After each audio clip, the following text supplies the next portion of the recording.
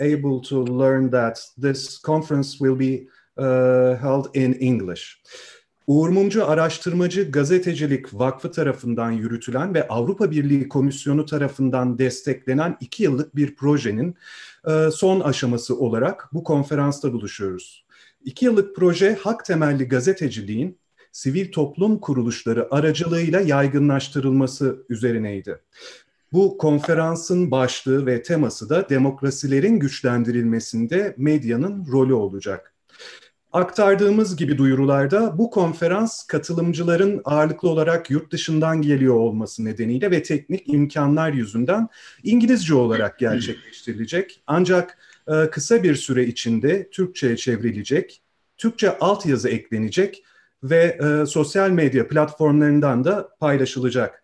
Yalnız bir küçük Türkçe uyarı da yapmak isterim. Konuşmacı olmayan katılımcılarımızın teknik sebepler nedeniyle konferansın sonuna kadar kamera ve mikrofonlarını kapalı tutmalarını rica ediyoruz. Konferansın son aşamasında da sohbet kutusu üzerinden sizin sorularınızı katılımcılarımıza iletme şansı bulacağız.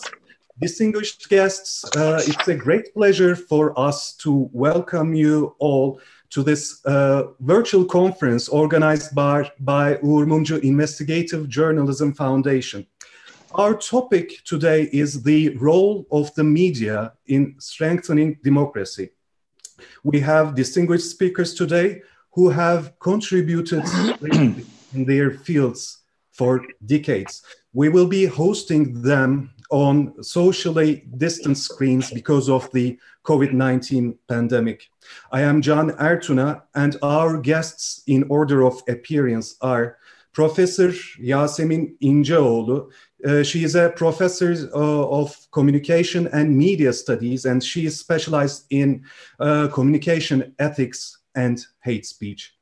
Our second speaker will be Hannah Storm, a journalist specialized in gender-based violence and gender-sensitive reporting.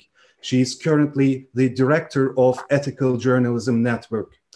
And joining us will be Mr. Evan McAskill as a third speaker. He's an experienced investigative journalist and a former defense and security correspondent for the Guardian newspaper. And we will have Mr.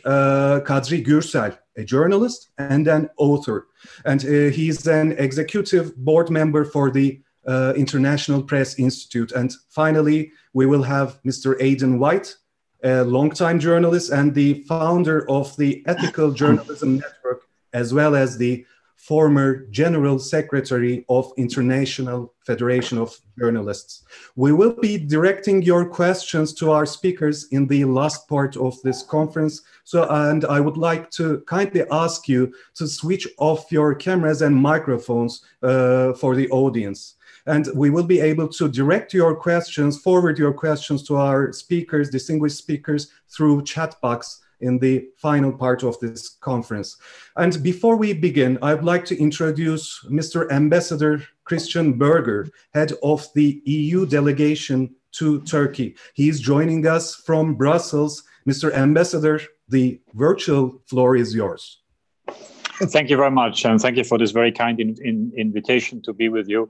I will be very, very brief because I think it's this is the hour of the journalists. They should really speak in the coming minutes.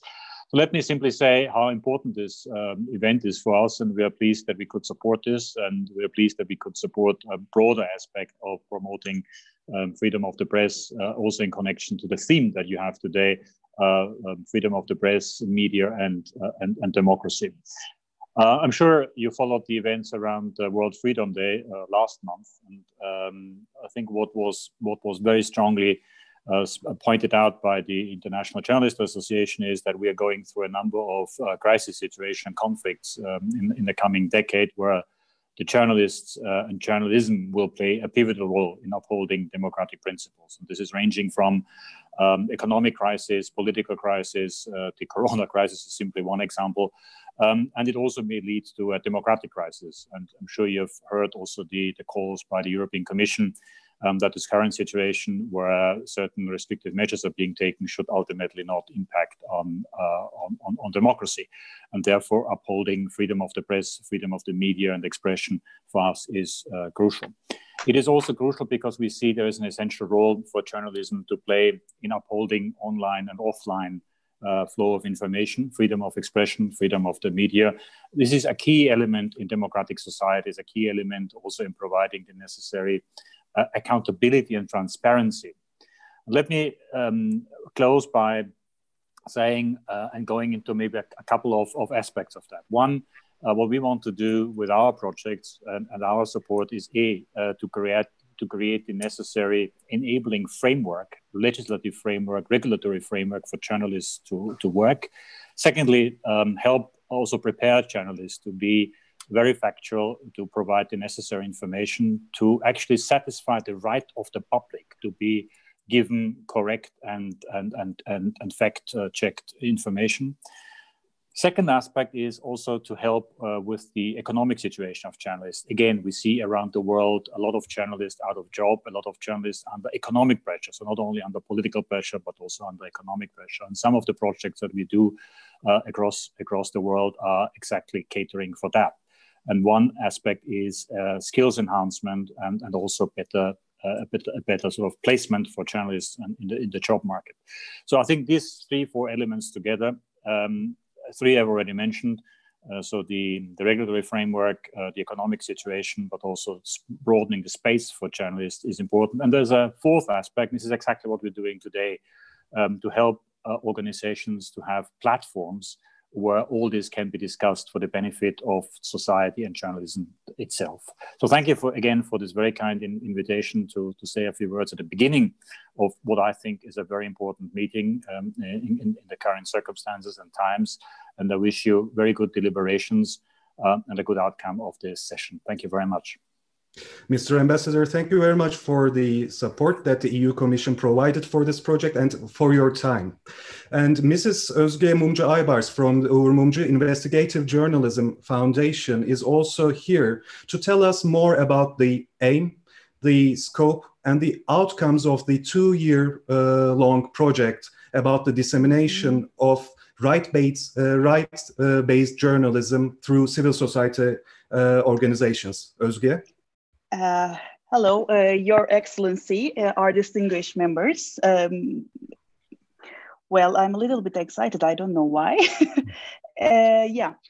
We had this project like 2.5 years, and we are about to finish in 15th of June. So we will be finishing our mainly our main. I'm sorry, I have to start again, I think. No, maybe I can contribute. I think this one is not only the least part of this project, and there are still things to come, isn't it? Like a book, I guess. Yes, well, I will start from the beginning. Our project entitled Dissemination of Right-Based Journalism Through Civil Society. We aim to train members of independent civil society organizations in Turkey to perform the basic task of right-based journalism, such as news gathering in their field, news writing, and distribution of the news. In short, we aim to train citizen journalists so that they can contribute to society's right to access news in an environment where restraints such as censorship and persecution of journalists and media organizations limit mainstream media's roles and duties.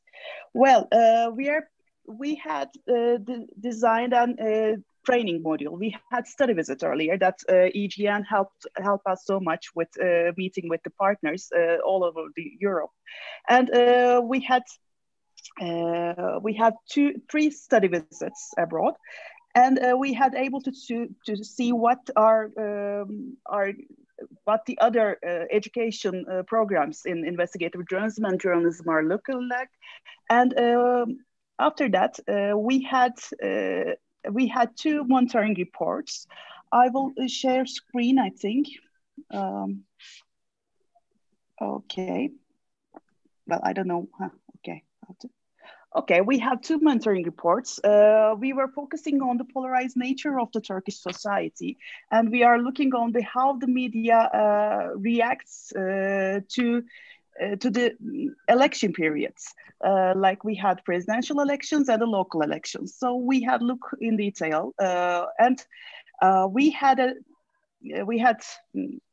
a studio right now in our premises, and we will have an online training module. And we are focusing on I will write, Gazetecilik Okulu is the journalism school. We are focusing on this right now, and we will be finishing in a couple of days. And we will be having a book later on, and with 10 chapters in it. I will say the topics like data journalism, news writing, and right-based journalism, citizen journalism, investigative journalism, and war journalism, interview techniques, and podcasts. So this is what we have done so far. And we had 3 sessions of education. We had 158 participants, and we had the first one held in Ankara, and the second one held in Istanbul, and the third we had to, due to epidemic, we have to held in through Zoom, and we had reached like 70 people, and we had 57 participants from 140 civil society organizations. I think it's a very good number, and yeah. The last Zoom session lasted 3 days, and people were very keen to doing the education so far. So, lastly, why we wrote this project is about the situation of media in Turkey. So we were thinking that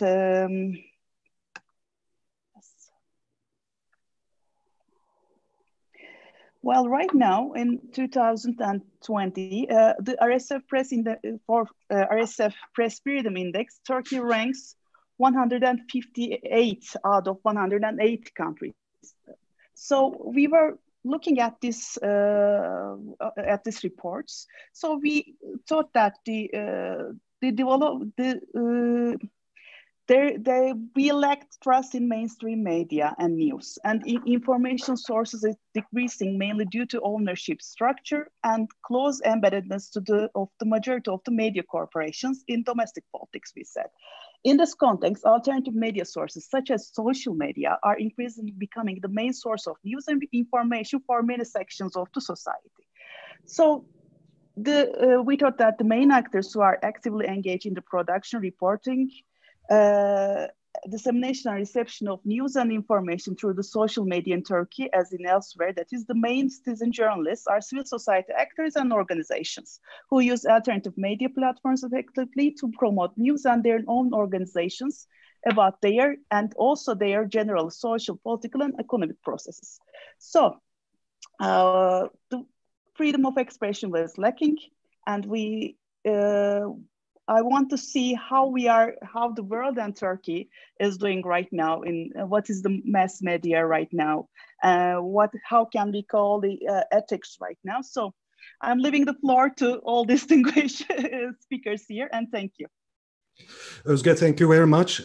Although the situation is dire in Turkey and the problems are maybe deeper in Turkey, the points that you have raised about the problems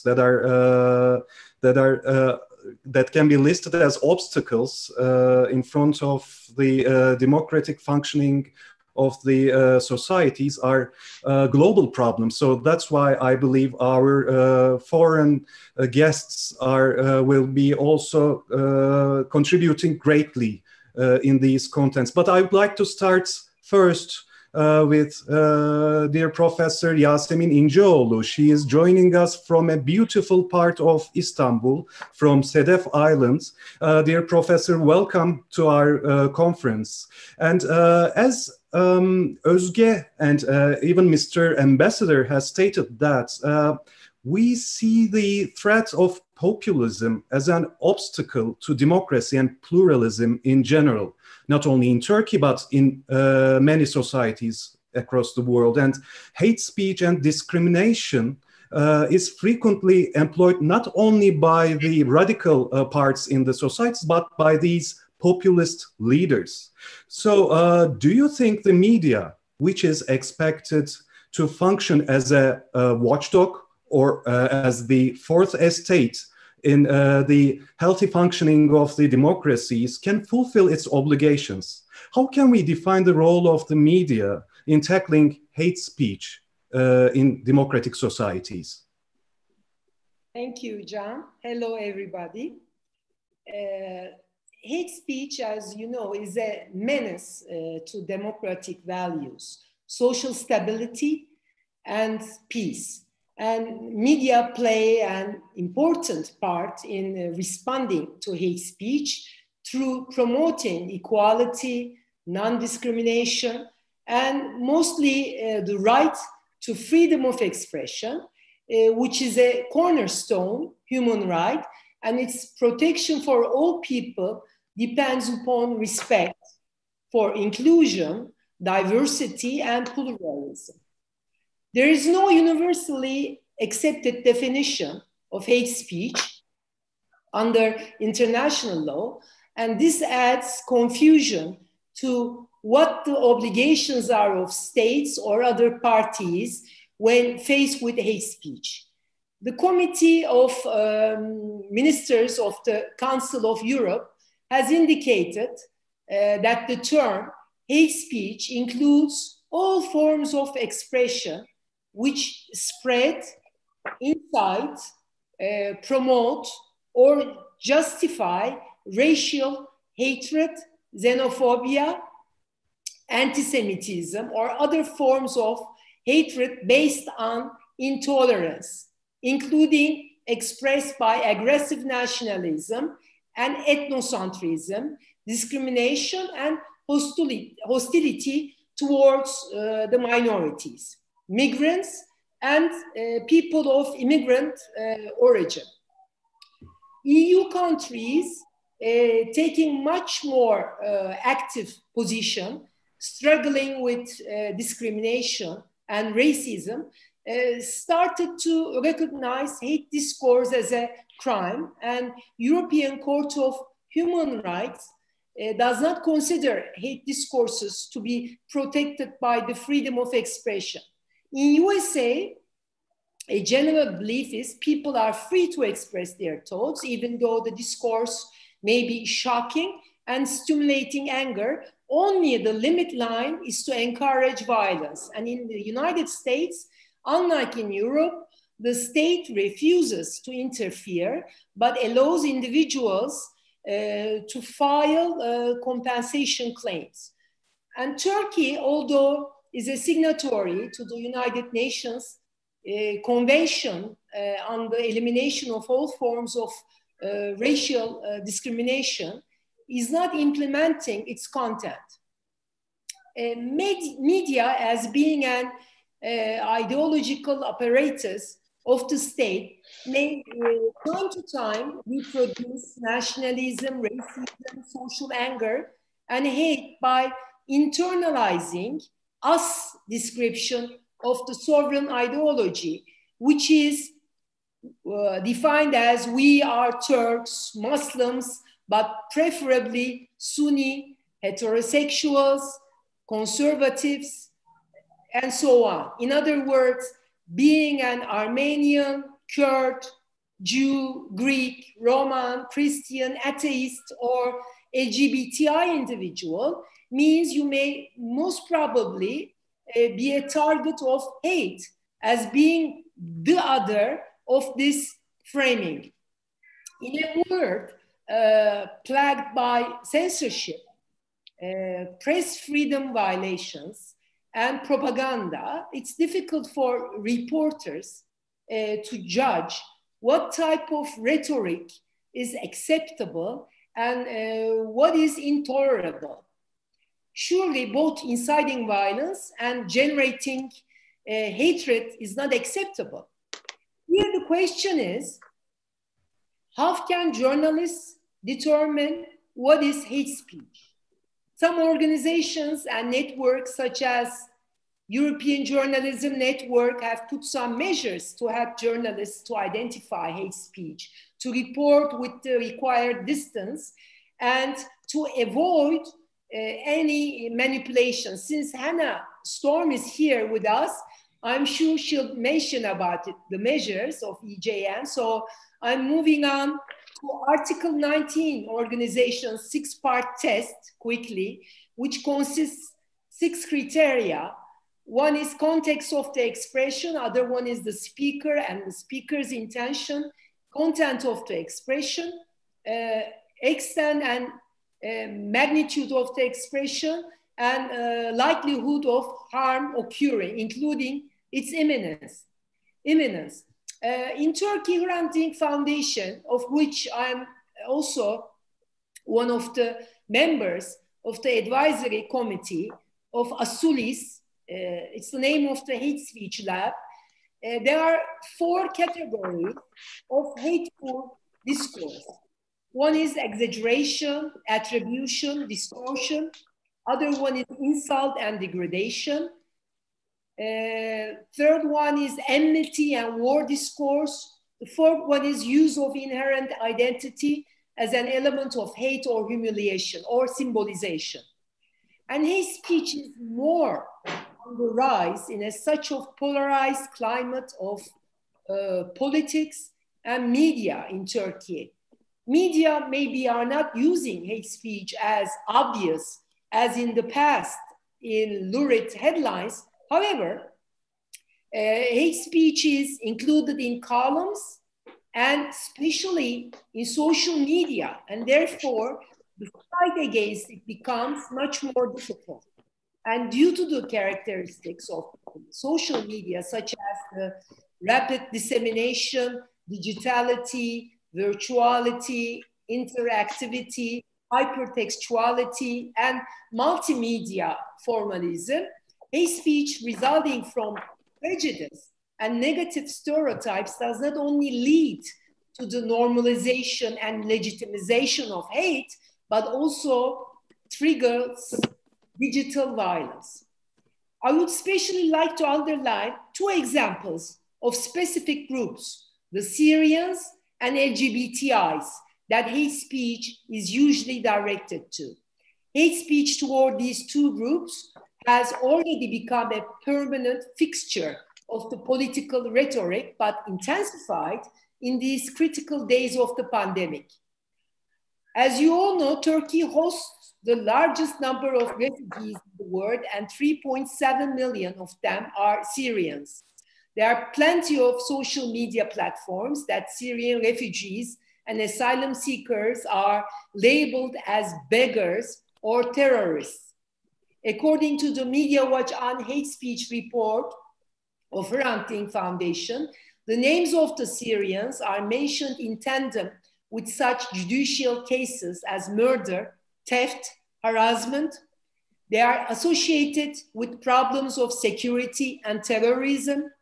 They are presented as responsible for the negative economic situation and unemployment. They are labeled as a threat to Turkey's demographic structure and as a source of tension. And also female Syrian refugees are put forward as a menace to the family, the conservative family and society. With the outbreak of the coronavirus, it suddenly became invisible in the mainstream media, this issue. And we didn't hear anything about the problems of their social economic conditions. We know that they lost their jobs. Some were sent from the work by the employers, claiming that they were infected. They had difficulties in finding food and hygiene needs, and their access to health services were restricted. Some opposite initiative taken by some hospitals didn't allow unregistered Syrians to access to emergency services. All were ignored by the media. We can observe the same attitude to the LGBTI individuals. They were associated with, as always, illness, crime, sin, abnormality. we often witness the marginalization, humiliation, and insult of the LGBTI people. We encountered some news covering the statements of the president of religious affairs and TV commentators, including some professors who were targeting and accusing the LGBTI individuals for bringing the disease in Turkey. And hate speech was directed by officials who portrayed the LGBTIs as the culprits rather than victims of the pandemic. Politicians, religious and community leaders, and others in public life have an important responsibility in regards to counter-speaking against hate speech because of their capacity to exercise influence over a wide audience. As we all know, politicians are supposed to avoid public statements that will lead to controversies and conflicts. They should not use expressions that encourage discrimination, hate, and violence. As we all know, same thing happened when US president used the term Chinese virus. This personified the Chinese who are potential victims of hate crime and equated them with the virus. In other words, it made each Chinese perceived as a potential carrier of the coronavirus. It targeted them, stigmatized them. So it is really useful to remind the approach of this European Court of Human Rights approach I just mentioned just a minute ago. So, we all know that journalists often are confronted by hate speech sometime in their profession. The question is, how can journalists report the facts without being used as a mouthpiece to spread incendiary comments and stir up hate and possibly even violence? History has shown that hate speech and stereotyping can have catastrophic consequences, especially when the media pours fuel on the fire. But on the other hand, by not reporting what was said, journalists run the risk of covering up the hateful messages being put out by the people they are reporting on. While reporting, journalists should try to find out the answers to some questions and keep some things in mind. First question could be, do I need to report verbatim exactly what was said? Is the person making all these comments, spreading hate speech, all these statements, attempting to draw attention away from some other problems? Is there an analyst you can ask to interpret the person's intentions for making such comments? Also, adding context to the report is crucial, as many good journalists should do it. If any of the comments claim to be based on facts, the validity must be checked. Sensationalized language must be avoided. Education on media ethics should focus on the rights and freedoms of journalists and their role in creating and promoting peaceful societies. Journalists must be equipped with the knowledge and skills to identify hate speech and to counteract hate speech messages. Journalists should be taught conflict-sensitive reporting skills, and hate speech remains largely invisible simply because many victims do not know where to report the cases or even understand that they are victims of hate speech. In this sense, monitoring is very crucial. And multicultural awareness campaigns should emphasize knowledge about and respect for the diversity of cultures and traditions.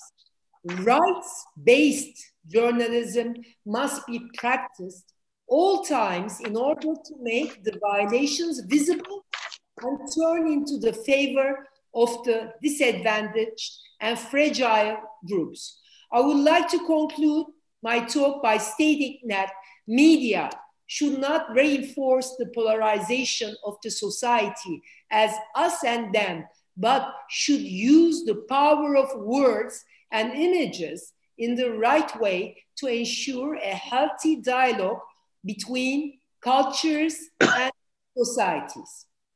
Thank you. I think my 15 minutes is all done. Thank you very much. We would be expecting more contribution in the final part of this conference, and there already are some questions to be raised, especially when we consider about the involvement of the social media in the information ecosystem. And I think one thing is an advantage for us, although we cannot see each other physically, thanks to the online meeting and the online tools. Now I can see that Mr. Aidan White and Hannah Storm have already shared their 5-point test for hate speech here. And as you have stressed, there are many different measures developed to tackle hate speech, to tackle discriminatory speech from various institutions which are based in different parts of the world. So, Hannah Storm, the director of EGN, what do you think about these general points, general principles that Professor İnceoğlu has raised? Do you think there are universal solutions to tackle the hate speech and discriminatory attitude in different parts of the world? Thank you, Can. And I'd like to say thank you very much to Your Excellency as well for allowing us to come together in this very difficult and challenging time to be a journalist.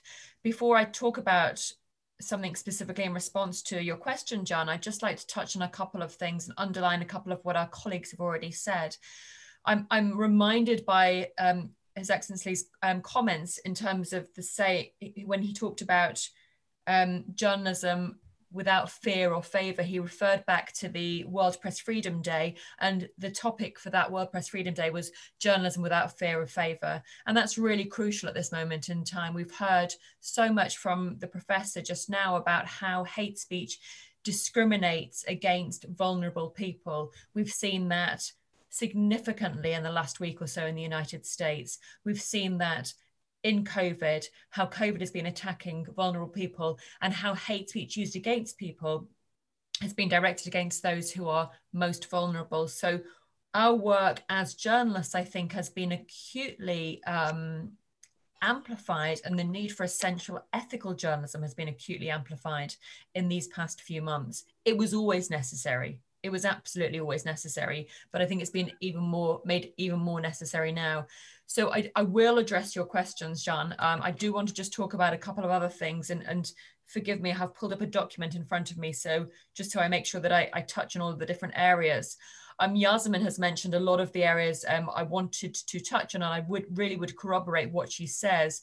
This point about the fact that hate speech itself does not have a universal definition makes it quite difficult for us to understand what our rights and responsibilities are as journalists. I will touch in a moment on the work that we at the EGN have done, and particularly that Aidan White, who's going to come and talk at the end, created some really groundbreaking work around hate speech.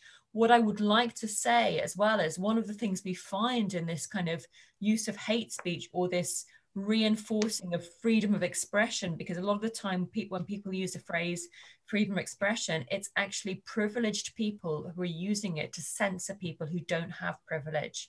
So they're using it, kind of inverting that notion and using that in itself as hate speech.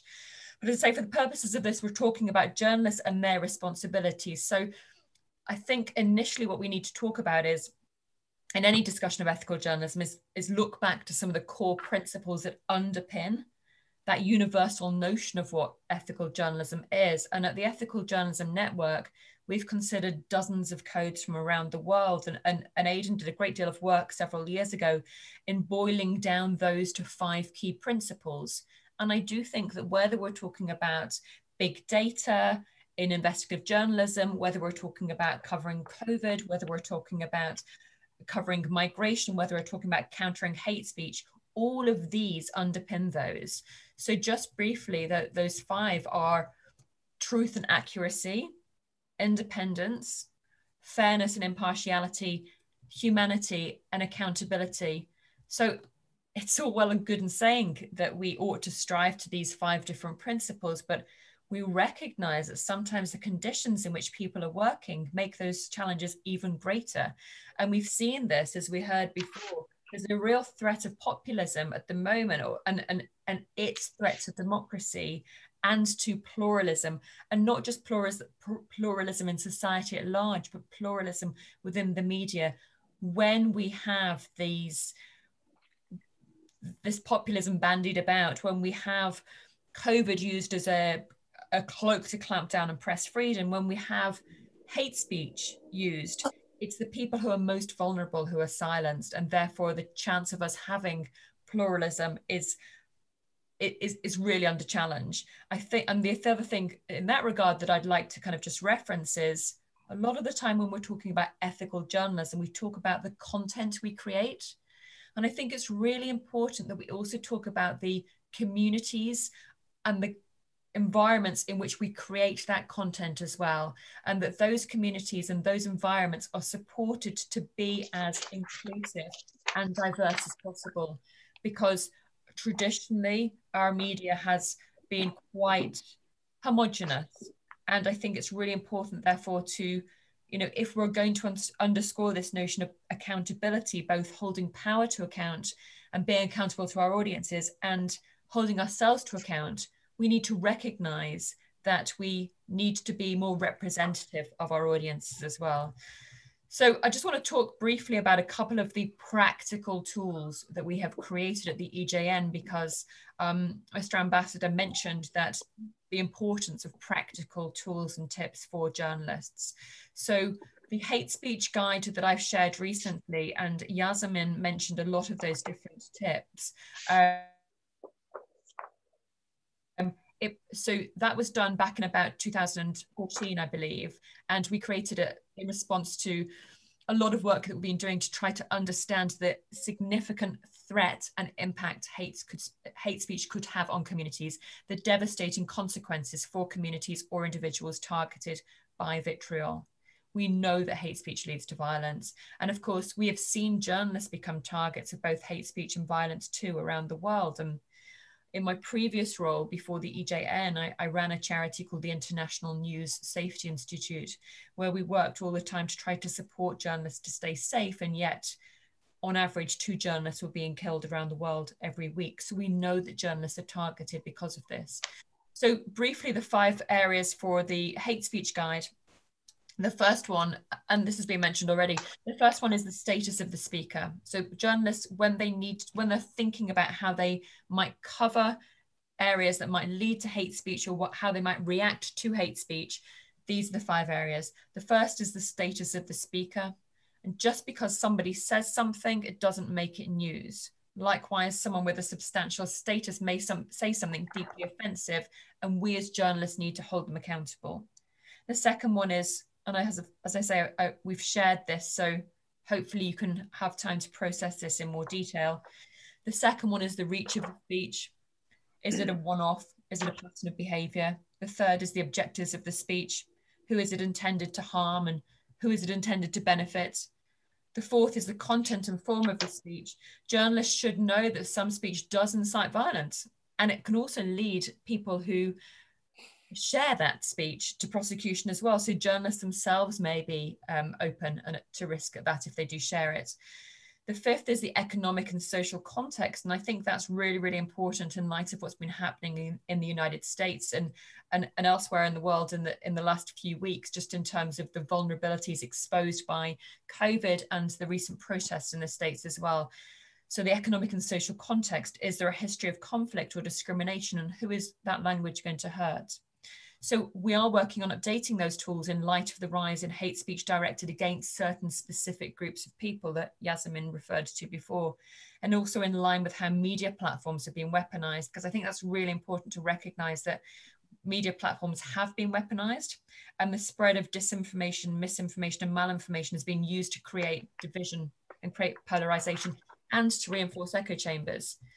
Just briefly, before my time is out, I want to touch on the infographic that I've shared with you that we developed shortly after COVID-19 became a global pandemic.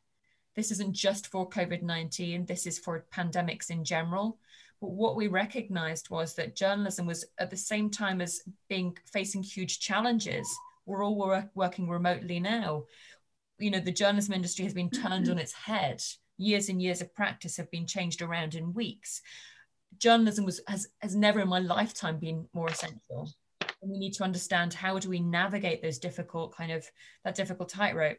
So I've shared that with you. There are 7 different areas of consideration, and really these go back again to those universal principles of journalism ethics. They are: stick to the facts. We've seen a lot of different kinds of experts quoted. Those experts may not always be the right kind of experts. We've seen a lot of data shared. Are we making sure that the data has timestamps on it, that actually we're referencing when the data relates to? And are our experts diverse as well? So are we being factual and accurate? Are we practicing accountability? Both accountability of holding power to account, because as we've seen and heard, lots of different authoritarian leaders and regimes are using COVID as a mask to clamp down on essential press freedoms, to pass bills and laws, emergency laws that stop journalists doing their jobs. Are we practicing accountability to ourselves and to our audiences, holding ourselves to account, and also liaising with our audiences at what is a difficult time for them when they have less access to information or less, perhaps, understanding of exactly what kind of information they need to keep themselves safe? Are we showing humanity? These are massive numbers we're hearing. In the United Kingdom, where I am at the moment, that we're talking about massive numbers of people who are dying from COVID-19 every single day. And we have a responsibility to people who have been impacted by this to show humanity, particularly difficult when we're working remotely as well. These are human beings we're talking about, and not numbers, and human beings from vulnerable communities who are being most impacted. And that's really important to acknowledge as well.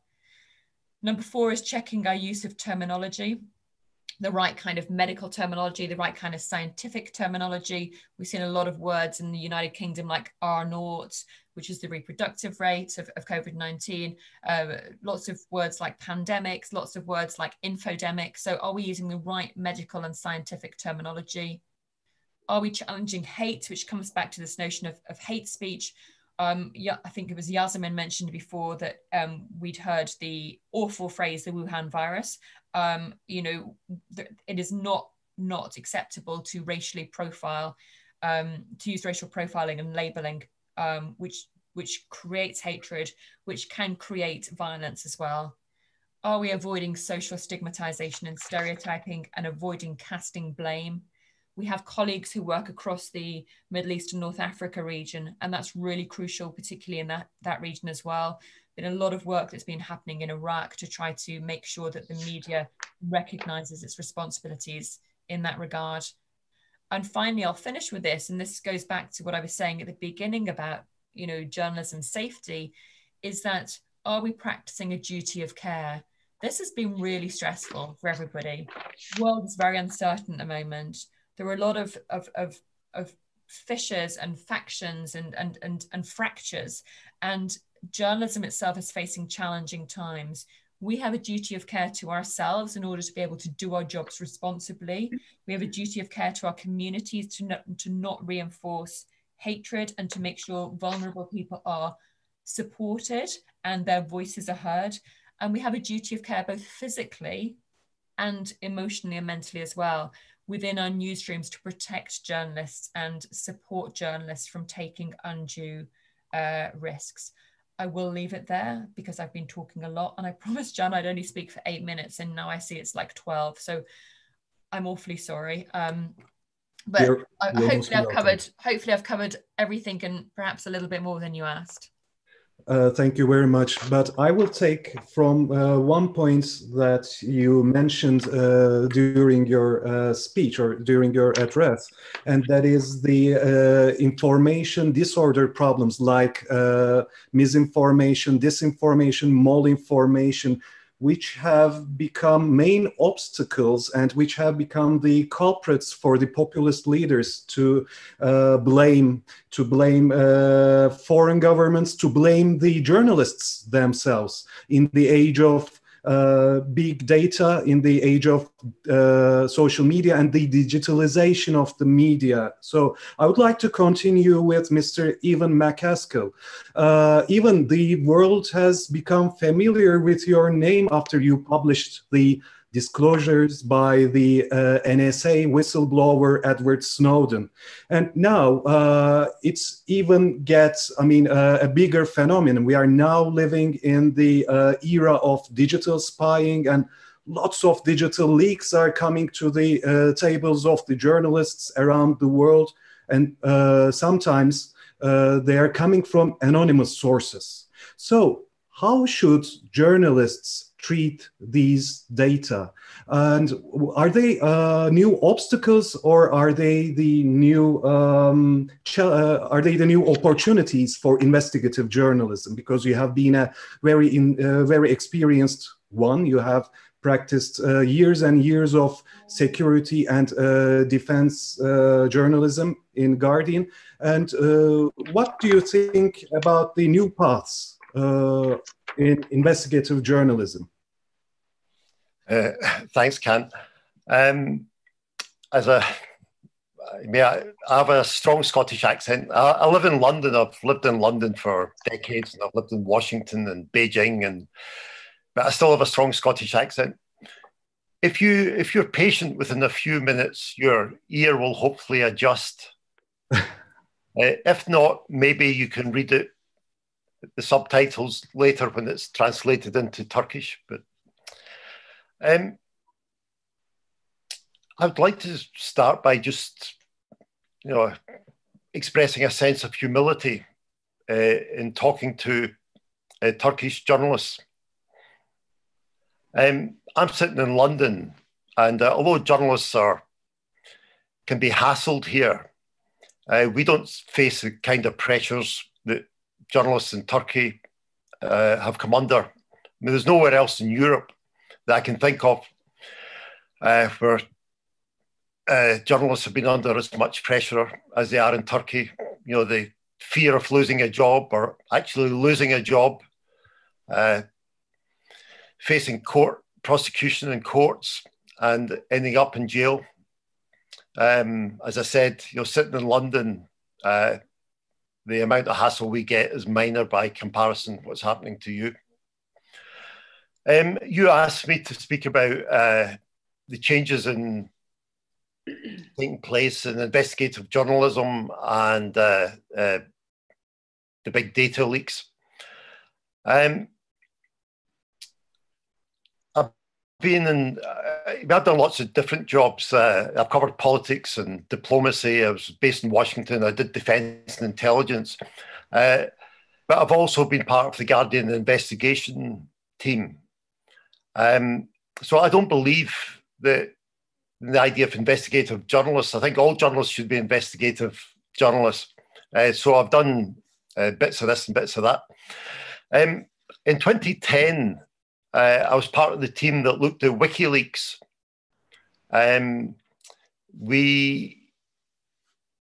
Assange and WikiLeaks gave us the US State Department cables, and that produced lots of stories from all around the world. It was classified. And we see the disturbing development now that Julian Assange is in jail in Britain, facing extradition to the US and possibly the rest of his life in jail for what was an act of journalism. Whether you like Assange or not, what he did is an act of journalism. So this is a dangerous precedent for journalists. To come after Assange, they can come after other investigative journalists.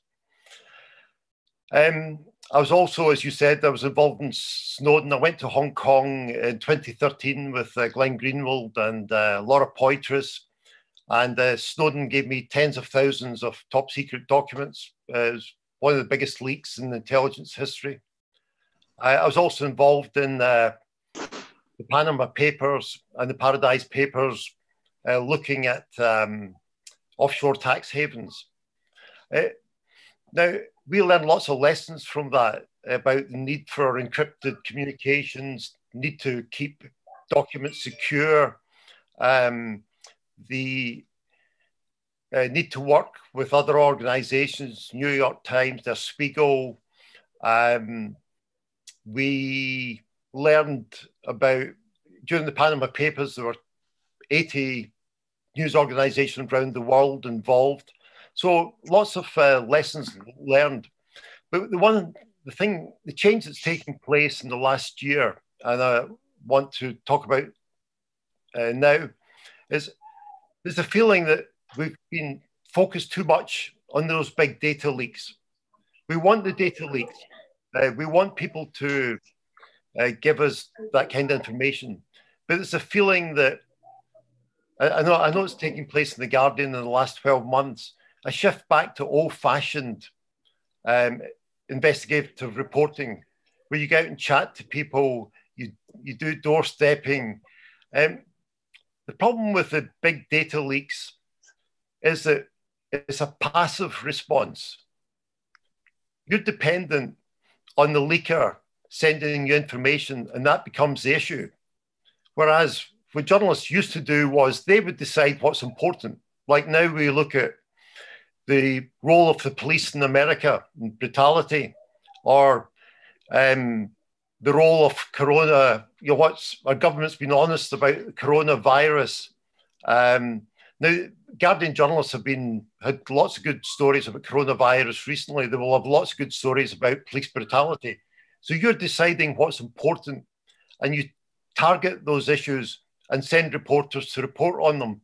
So that's a welcome shift back and away from just purely dependent on the big data leaks.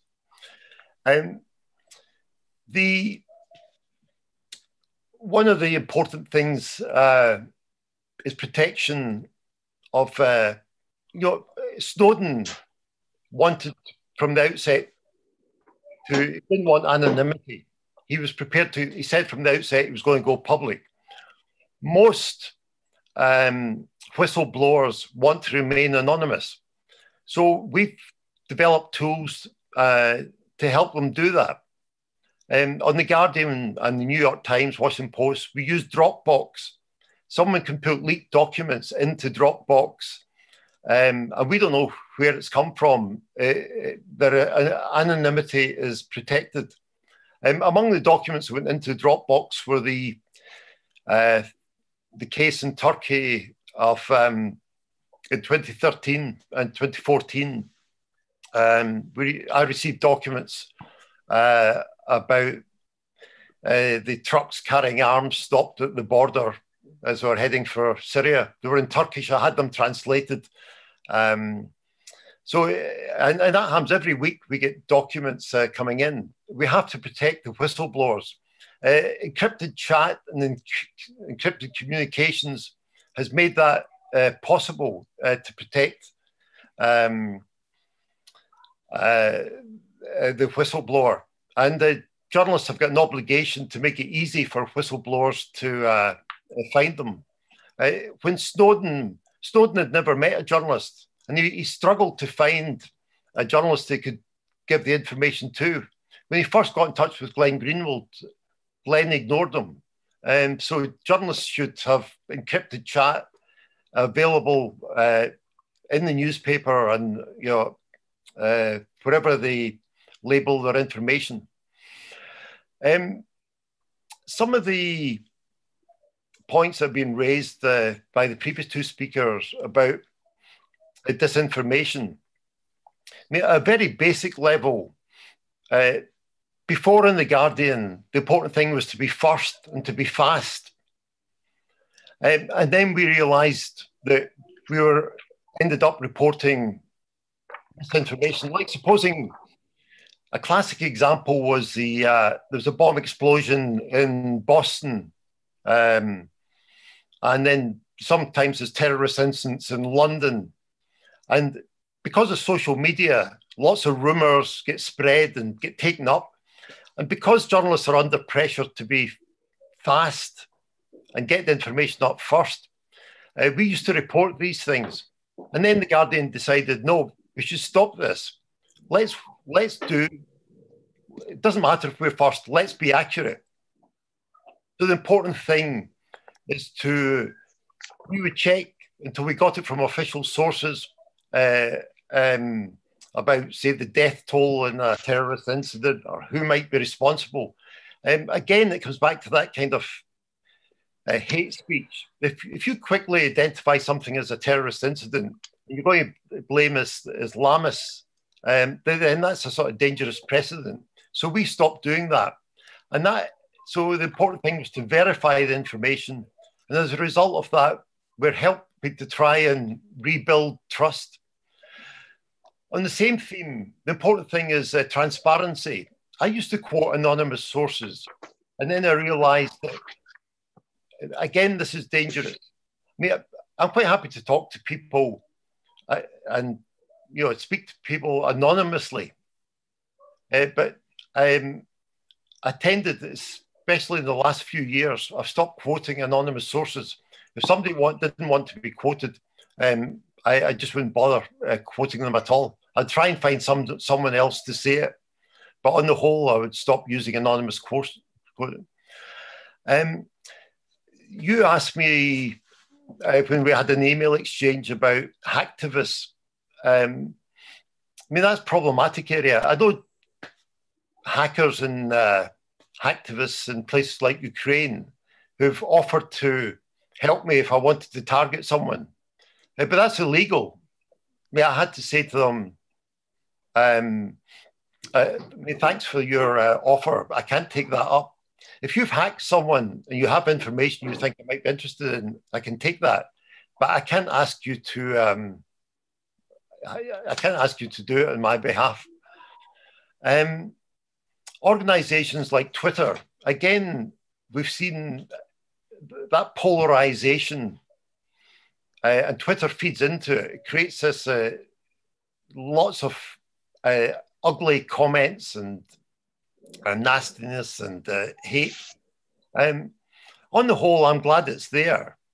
It gives more people an opportunity to express an opinion. And if they don't like what I've written, it gives them a chance to come back. And so on the whole, I don't mind. I think it's more positive than negative. I wish there was a way of trying to reduce or eliminate the amount of hate on Twitter, but on the whole, I'm glad it's there. The next speaker is going to talk about big organizations versus small ones. And organizations like The Guardian, the New York Times, and lots of newspapers are under even more pressure just now than before. Because of COVID-19, newspaper sales, which were already in decline, have declined even further. People can't go to the shops to buy them. We're not getting digital advertising either. People don't want to advertise next to stories about a virus. So the digital advertising is drying up. Google and Facebook are just sucking up all the other advertising that's out there. So newspapers, after this virus and pandemic is over, a lot of newspapers won't exist. There are models. The Guardian relies on support and donations from its readers.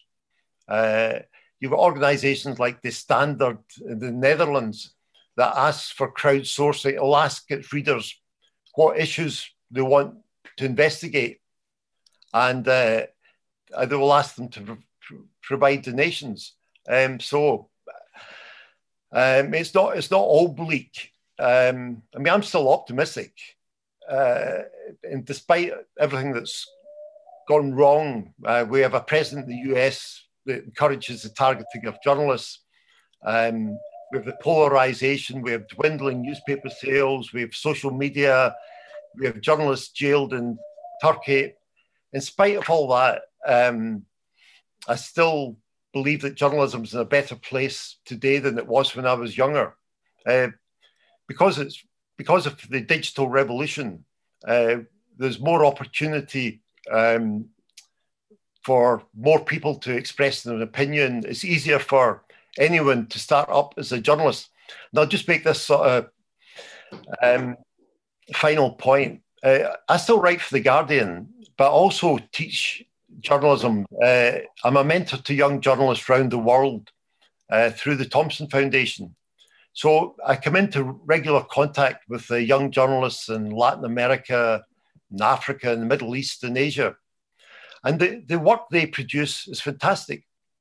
They're able now, with a smartphone, you can produce a great video, you can edit it on your smartphone and get it up online. You don't need to be part of a huge... I mean, I'm glad The Guardian exists, I'm glad the New York Times exists, but you don't have to be part of a big organization anymore. And those young journalists, they're not doing it because they're going to get rich. Few people go into journalism to make money. They're doing it because they believe in it, just as... and the quality of the work is fantastic. So it's not all doom and gloom. Ewan, thank you very much, first of all, for your words of solidarity. I mean, the Turkish journalism may not be dead, but it's definitely bleeding. We all know that. And you said that the journalists might not need big organizations in this era of new media. And I think it's time to ask Mr. Kadri Gürsel, maybe the journalists do not need to be employed by big media organizations across the world, but does it mean that we, the public, don't need those big mainstream media organizations? And we have been seeing good examples of journalism also in Turkey outside the mainstream media. It's like the journalism is like confined to what you have said, the Twitter or social media platforms, or to digital means. Kadri Gürsel, do we still need a mainstream media in this new media age? What do you think? Thank you, John, for asking me such a provocative question. I know. But before answering to that, I would like to thank to Uğur Mumcu Investigative Journalism Foundation and also to His Excellency for enabling us to get together today. I'm very pleased to be with you. Very pleased to join to this discussion. To buy some time, I sat and started to take some notes, but at the end of it, I finished with an article. So and then I will read it carefully as I speak, to you. But I don't want to cheat you, but I will, I'm openly and sincerely saying that I'll be reading a text to buy some time, okay? Yeah, so I already said that the question was a provocative and seducing, and I'm very much provoked. So before giving you my very short answer, I will reply with more questions, which can lay the ground logic of the answer.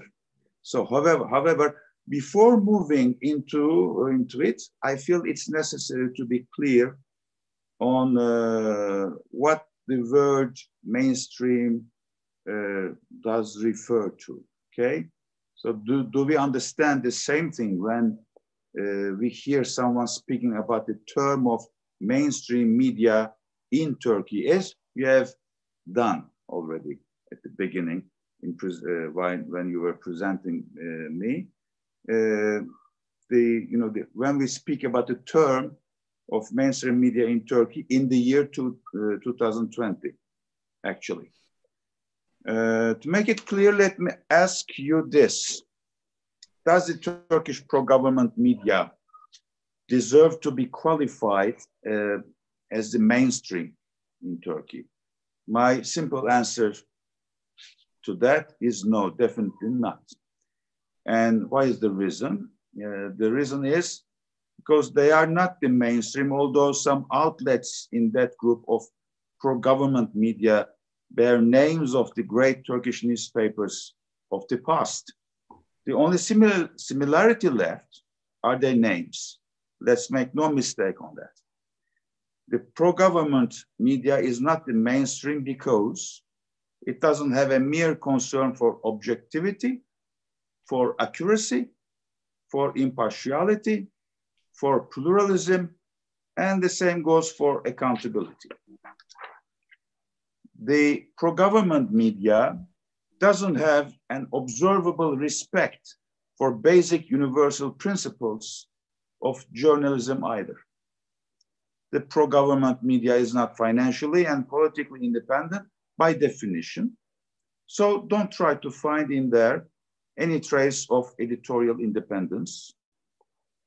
So reminding such non-existent qualities leads us to the definition of mainstream media, not as fact, but as a concept.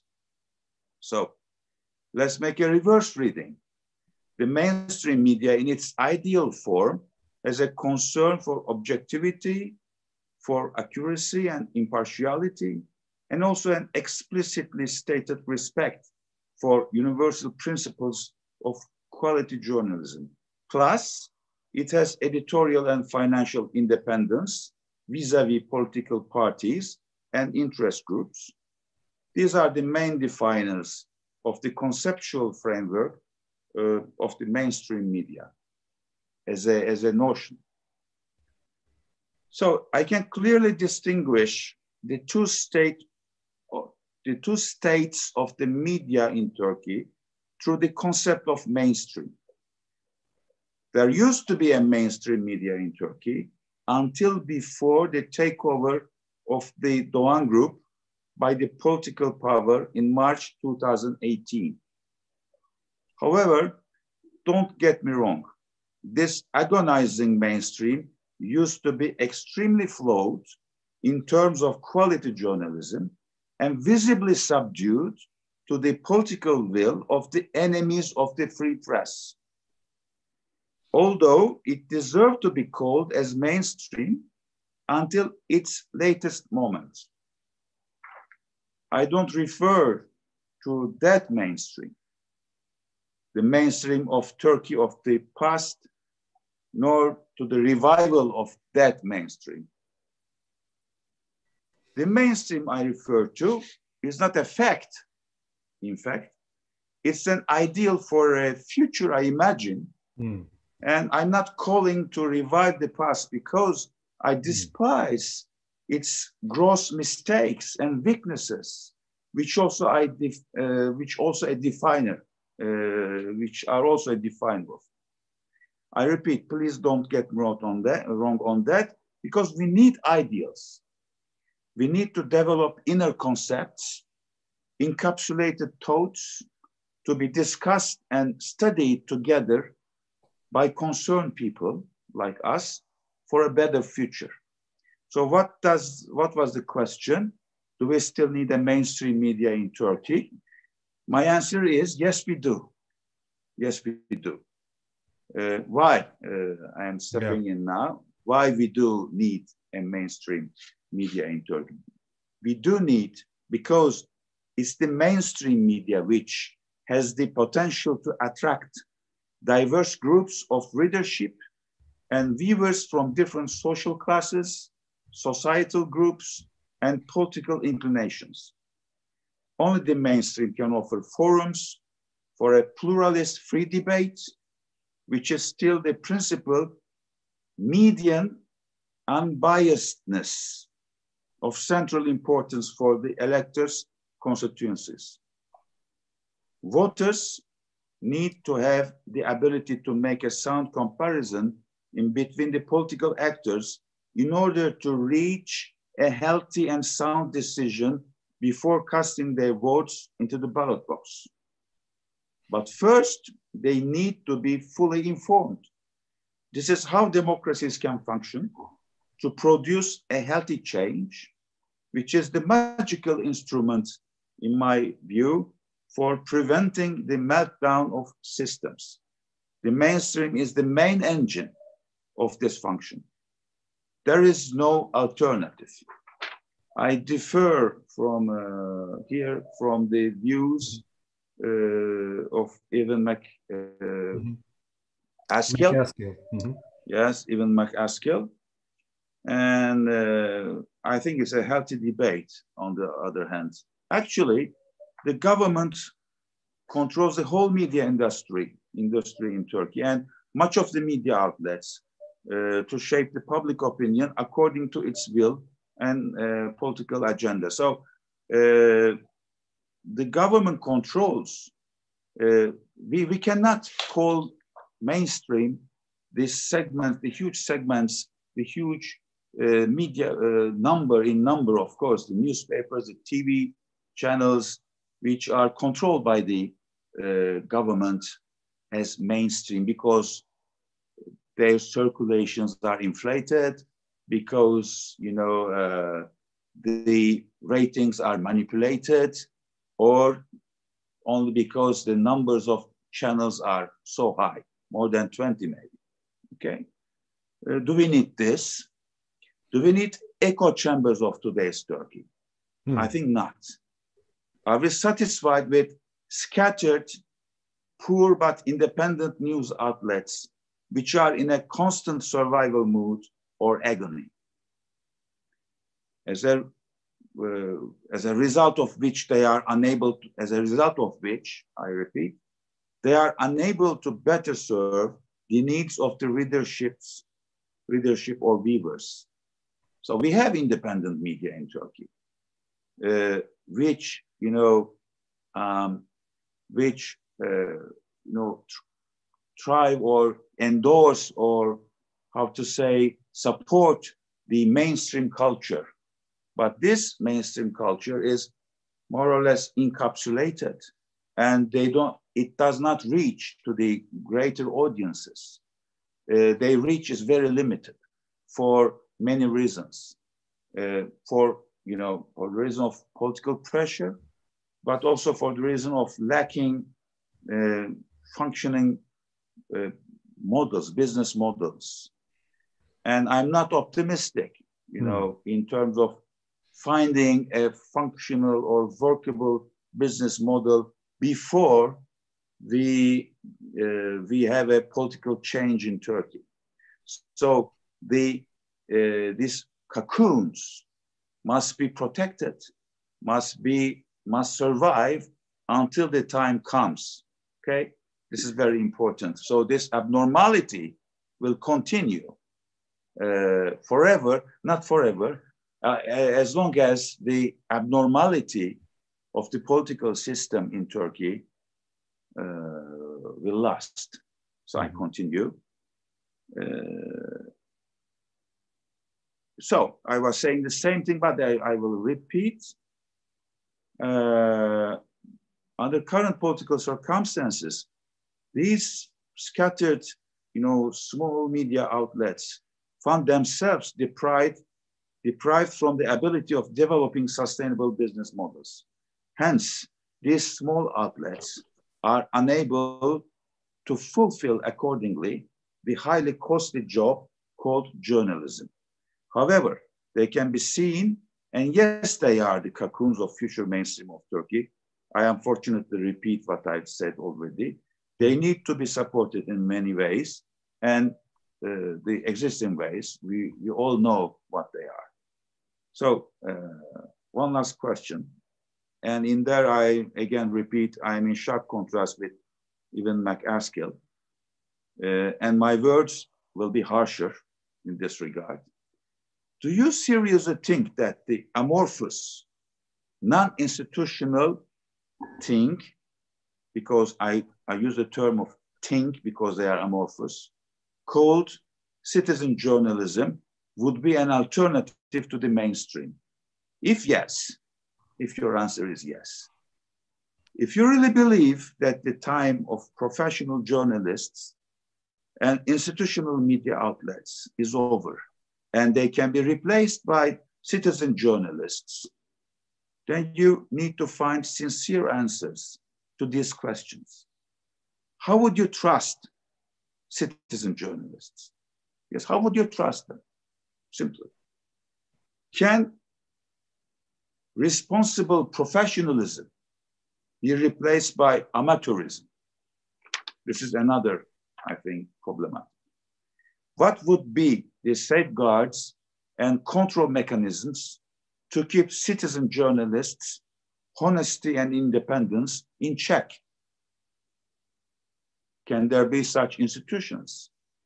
Can they be accountable for their mistakes? Whereas the institutional established mainstream journalism is accountable and has the capacity to form and breed professionals, it can financially sustain them in journalism because, let's be, how to say, serious on that, because, journalism is a profession, and this profession must be sustainable. This profession cannot be compared with activism, or this profession cannot be tried somewhere else, whereas it disappear somewhere else, some other places. This must be sustainable, that one hopeful journalism hopeful, a young beginner, would have a career plan and would be able to imagine himself or herself in its mid-ages, as a journalist, sustained journalist. So I think that's why mainstream journalism, which is non-existent in Turkey, can financially sustain journalism as a profession. Thus, it represents the continuity as an indispensable part of a thriving democracy. Thank you for your patience.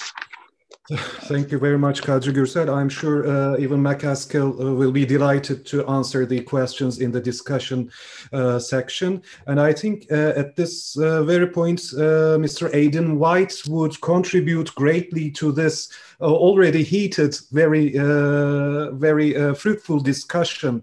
Aidan, what do you make of these statements in general? I mean, do we still need strong news organizations, especially when the pressure from the social media platforms and all those leaks and all those quote-unquote citizen journalism practices are in play? Do you think we need those strong mainstream media organizations, which are not only mainstream because of their financial structures, but because their so-called journalistic integrity? I've been following you on Twitter, and I know that you are also a strong critic of many of the journalism practices of the UK mainstream media. What do you say?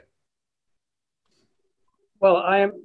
First of all, thanks very much indeed, and it's great to be at the last speaker on such a fantastic and terrific panel. I really enjoyed listening to my friends speaking, and I'm really grateful to Kadri at the end by throwing a little firework into the discussion. So, I mean, that gives us a real opportunity to have a proper discussion. But I mean, I have to say, in very short answer to the question that you posed, do we still need strong news organizations? Absolutely. I mean, I don't have any doubt about that.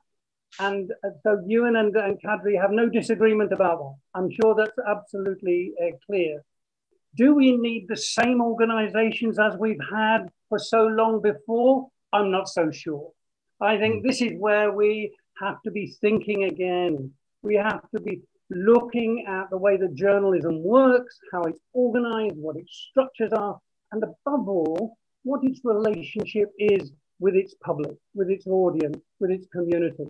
And I think the changes that have taken place in the technology and the culture of communications over the last few years have forced journalists to rethink the way that they work and how news and information is put together.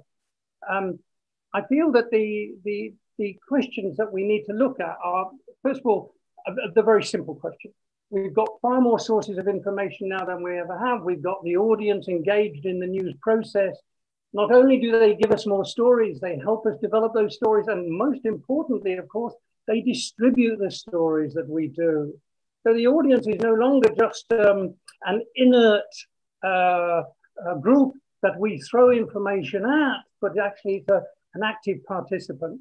And I think if you look at the biggest story that we are overwhelmed with at the moment, which is not coronavirus, it's the Black Lives Matter story. It's a story which has touched the humanity of everyone around the world.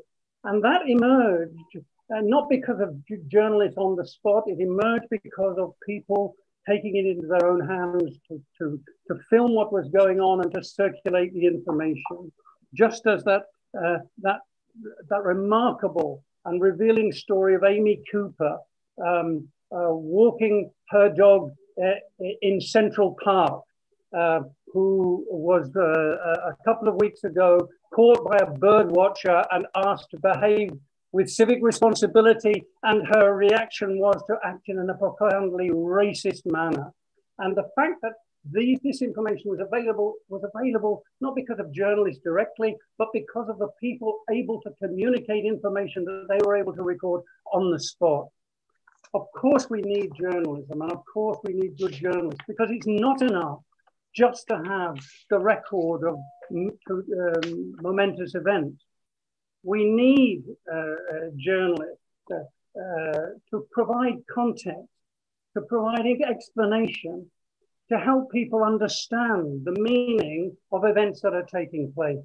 Without that background, without that informed way of telling stories, people are not going to be able to understand the complexity of events. And this is why I'm so grateful to Hannah for her focus on the core values of communication and information. And these are our core values. And if you look at them, fact-based communication, independent, humanity in the way that we communicate with one another, transparency and by revealing who we are and what we do. These aren't just core values for journalists. They should be core values for everyone who's involved in the public information space. So that idea of raising the importance of building a culture of communication which is respectful, which is pluralist, which is safe, it seems to me to be fundamental. And this is the way in which I think we can use this as a basis for the creation of a very new contract between journalists and news media and the audience that they serve. And the building of that new contract is, I think, this is where Kadri and Ewan have their discussion about what is the structure of what we call mainstream. It's not the same as in the past. I was very grateful for Ewan to be able to sort of focus attention on the idea that we can no longer, as we have done over the past 5 or 6 years, there's so much talk about technology, the wonders of artificial intelligence, data mining, and so on. There's been so much talk about, doesn't all of this mean the end of journalism, the end of the human hand in the information process? Well, actually, that's not true. Not true at all. And Ewan is right, and I really welcome this sort of indication that back to basics means a notebook and a pen and pencil. It means face-to-face communication with people. It means engaging with your audience and finding out, asking questions and getting answers to difficult questions. And that's one of the reasons why I share Ewan's optimism for the future. I'm fantastically optimistic for the future. Even though as we look around, and Yasmin is absolutely right to focus on the problem of hate speech and so on. And there's no doubt at all that that's a massive problem and will remain so. But the fact of the matter is, Yasmin, as you rightly know, it's not just a matter of saying we don't have the onward transmission of hatred or hate speech. How do you report the speech of elected heads of state who use their power to be able to say, I have the right to communicate to my people, the people who elected me, and I have the right to say what the hell I want. And that is actually a challenge for journalists. So it's not so easy to say that we draw a curtain over it, that we blank that out. So we have to find a new way of being able to confront the abusive nature of communications and so on. And it's a big argument. Today we have a big argument, for example, between Twitter and Facebook about how do the big tech companies deal with the hate speech of Donald Trump. Twitter are very clear. They say we should have a health warning to tell our audience and to tell our users, be careful with this speech. Facebook say nothing. Mr. Zuckerberg has announced in the last 48 hours that they're going to look at it again. Well, actually, these are weasel words from Zuckerberg and Facebook, because they are failing to address what is a major problem. And that major problem is the use of power, the abusive use of political power to communicate information which is unsafe and potentially abusive for the community at large. And journalists and media have to find a way of intervening in that process to try to protect our people and our audience from information which is actually potentially going to do them damage. So my view is that, as you can hear, journalism still has a vital role to play. But the question is, how will we do that? What sort of journalism are we talking about? And Kadri's been very good in sort of spelling out the challenges that are facing what is called the traditional mainstream media. And that's absolutely right. And he's also right to point out that in Turkey, which I've always admired, and it is such a, and I share with you, and I mean, it's wonderful to be talking to Turkish colleagues again, because one is always on a visit to Turkey, wherever it is, when you're dealing with journalists, you cannot but be inspired by the continuing dogged determination of journalists and people who believe in human rights in Turkey to continue no matter what, no matter how difficult things are. So I very much share that. But I think there is a real sense that because we have a certain dominant political influence, which is threatening our information space, that does not mean that we surrender the right to speak out, to be independent and so on. So there are independent voices, and those independent voices have to be nourished and so on. For example, in Turkey, you have the Coalition for Ethical Journalism, which brings together all sorts of groups, the unions and the associations, the human rights groups, the educators and so on, into a really quite a substantial community of voices that actually are determined to promote democracy and to promote pluralism and so on. And even within mainstream media, Kadri will accept that there are journalists who bite their tongue today, but given the opportunity tomorrow, they will actually take up once again the sort of the professionalism that is vital for the future. There are all sorts of practical reasons why that doesn't happen today. But I was very cheered on World Press Freedom Day this year when I read the statement from the Press Council of Turkey on World Press Freedom Day. It was as strong and as powerful a condemnation of the state and the political oppression of media as I was able to read from any other international organization talking about press freedom and Turkey.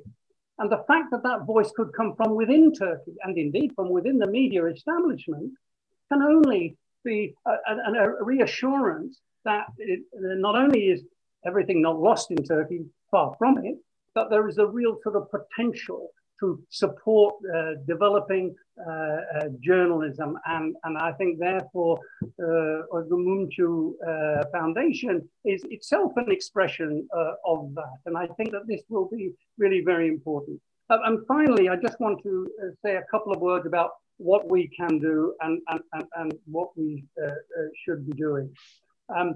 I'm grateful for Hannah and her emphasis on community. I think this identification of communities and our need to serve them is really important. And it's not about sort of just serving individual ghettos of different groups of people with different sort of points of view. It's about recognizing that actually people are yearning for information that they can trust. People are confused and very often they are led in the wrong directions and they're unaware of how to get information which is reliable. I think that one of the things we have to do is to look at where is information most needed, where is the information vacuum today. I don't think it is in national news information or international news and information. All of us here can go onto the internet and get all of the information we need to get about what's happening in the world around us. And actually, that's a good thing. Very often, though, what's really difficult to get is access to the very local information about what's going on in our lives. What's going on in our communities? What are the local councils doing? What are the local courts doing? What are the, how is local power being expressed? Because one of the things we have lost over the last few years is local journalism. It's been one of the great victims of the communications revolution. Local journalism has meant that the life of local communities has become invisible, become rendered invisible. And that's one of the reasons why, for instance, in the United Kingdom, there is a new movement that is developing fast now of local media, local journalism, local independent voices being formed. Now there's an association called the Community News Association, more than 150 local news organizations. They're not profit-making organizations. They don't make a lot of money, but they are serving a new purpose, and that is bringing news and information to communities that have been starved of viable and useful information. And in that process, they are revitalizing local democracy. They are helping to empower people in a period when that power has been lost. I mean, I'm now living in an area of London called Newham. It's not very well known, actually, outside Britain, but it's the East End of London. It's a poor area. This district of London has been the hardest hit in the coronavirus crisis in Britain. It's one of the most poverty-stricken areas of Britain. And it has no viable local newspaper. Its people are unable to talk to one another.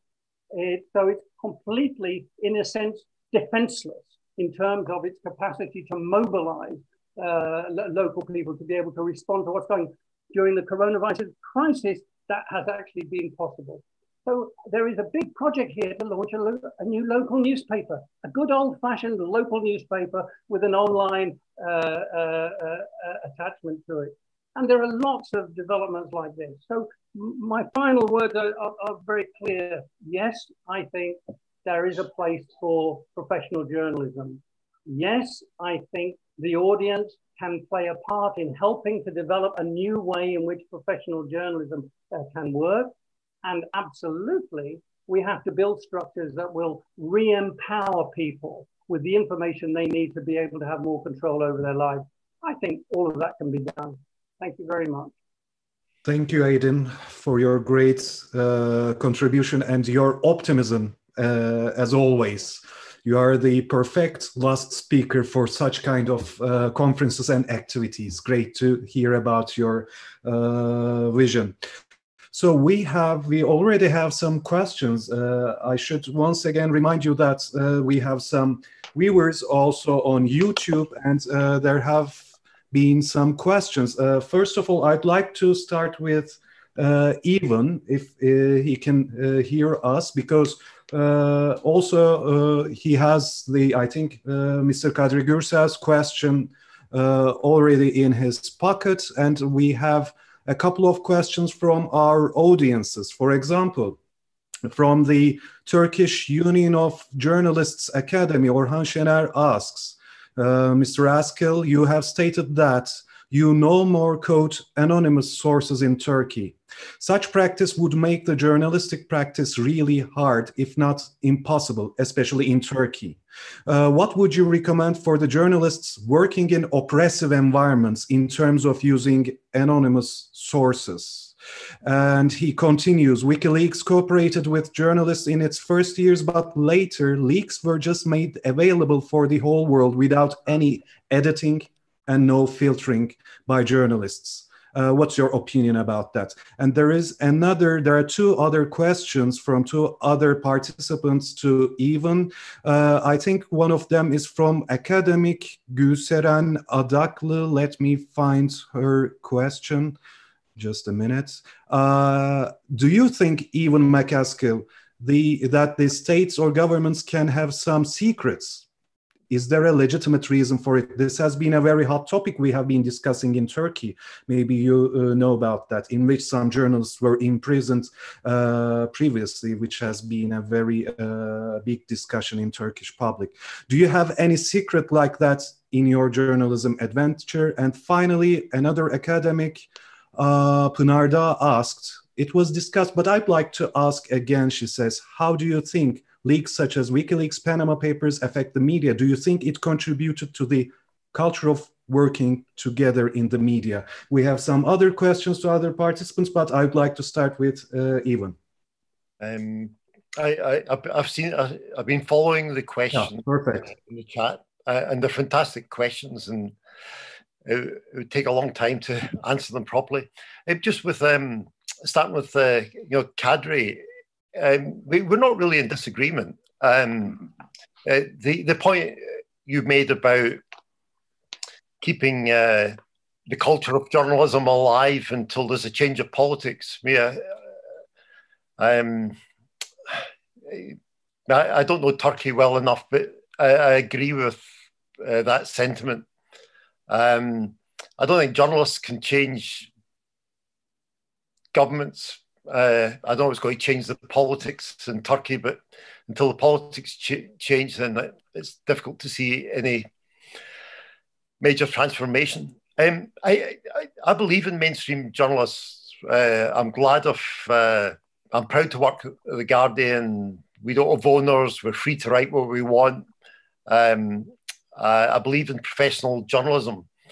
But I just think that journalists of my generation, when we get together, we think, oh, journalism's not as good anymore. Remember the good old days. And they weren't good old days. Newspapers were like the high priests of knowledge, dispensing information, pretending to be objective and not biased. We'd send foreign correspondents around the world, getting information from local journalists and fixers and pretending after a week in Malawi or Hong Kong that we were experts. I think journalism is so much better now, and because of citizen journalism, because of access to community, because of social media, then we're better informed. The question about WikiLeaks, that's central. That is a really central point. And the court case that's going on with Assange in London, that is the key question. When we did Snowden came to The Guardian partly because with WikiLeaks, Assange, we took the information and we treated it like any other story. We edited it, we checked it, we verified. Some stories, we spoke to the governments and they said, look, don't publish this. You're going to endanger sources.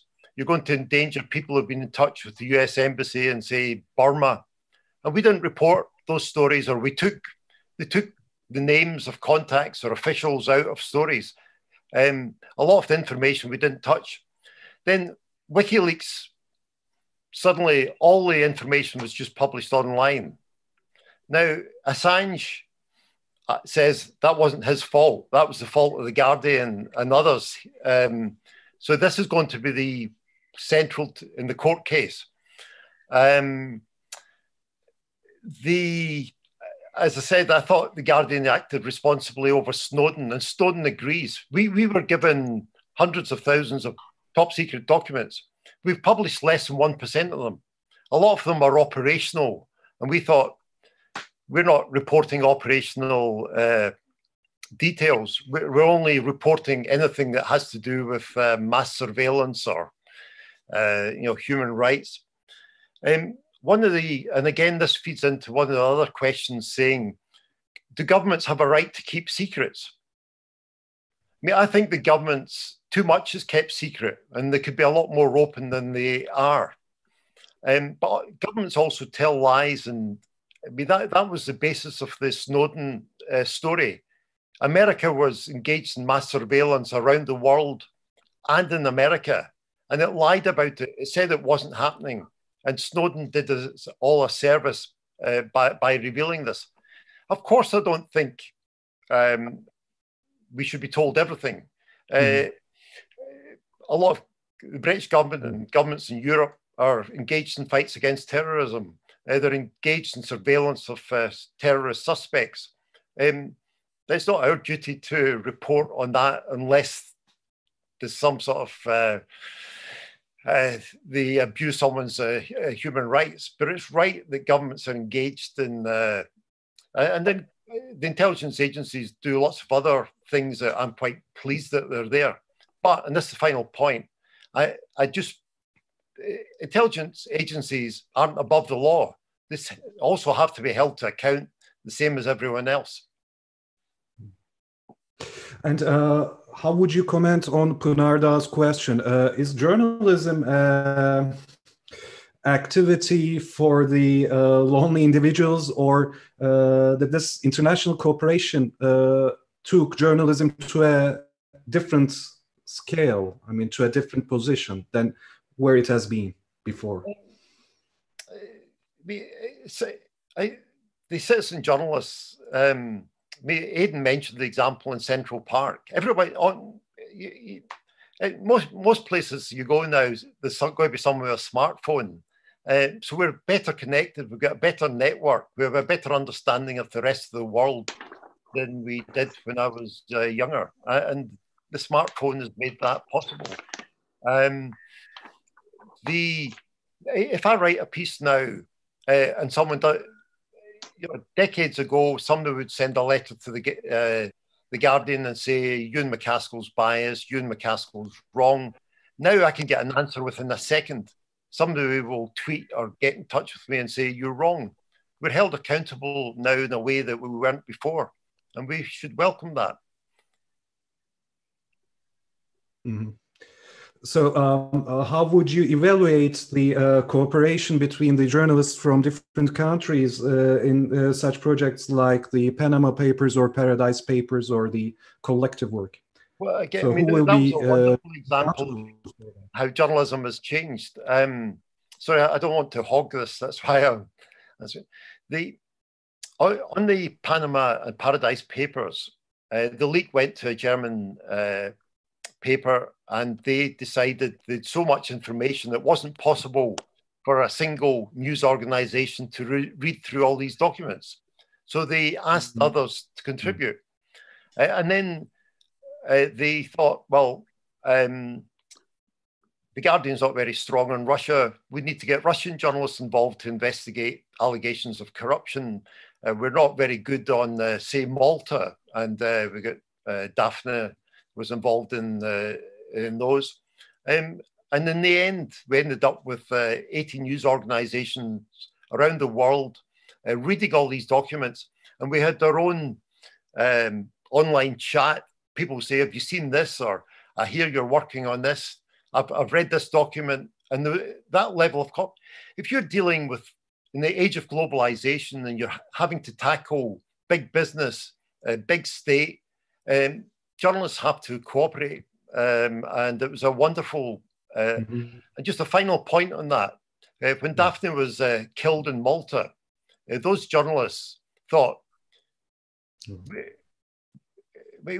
maybe we don't do enough about all the assassinations and killings of journalists in Mexico and the rest. But in this case, the journalists involved went to Malta, and the stories that she'd been working on, they thought, we're going to carry on those investigations. And we're also going to work to try and find out who was responsible for her death. Thank you very much. And at this point, a question by Tülay Savlı. I think I can pose this question to our Turkish guests, Mrs. Professor Yasemin İnceoğlu and Kadri Gürsel. Although it seems that the question is asked in general, but I think our Turkish participants would comment with their own experiences. Ms. Savlı asks, are the journalists worldwide engaging enough in the actions to protect the right of free speech of the journalists in the authoritarian states?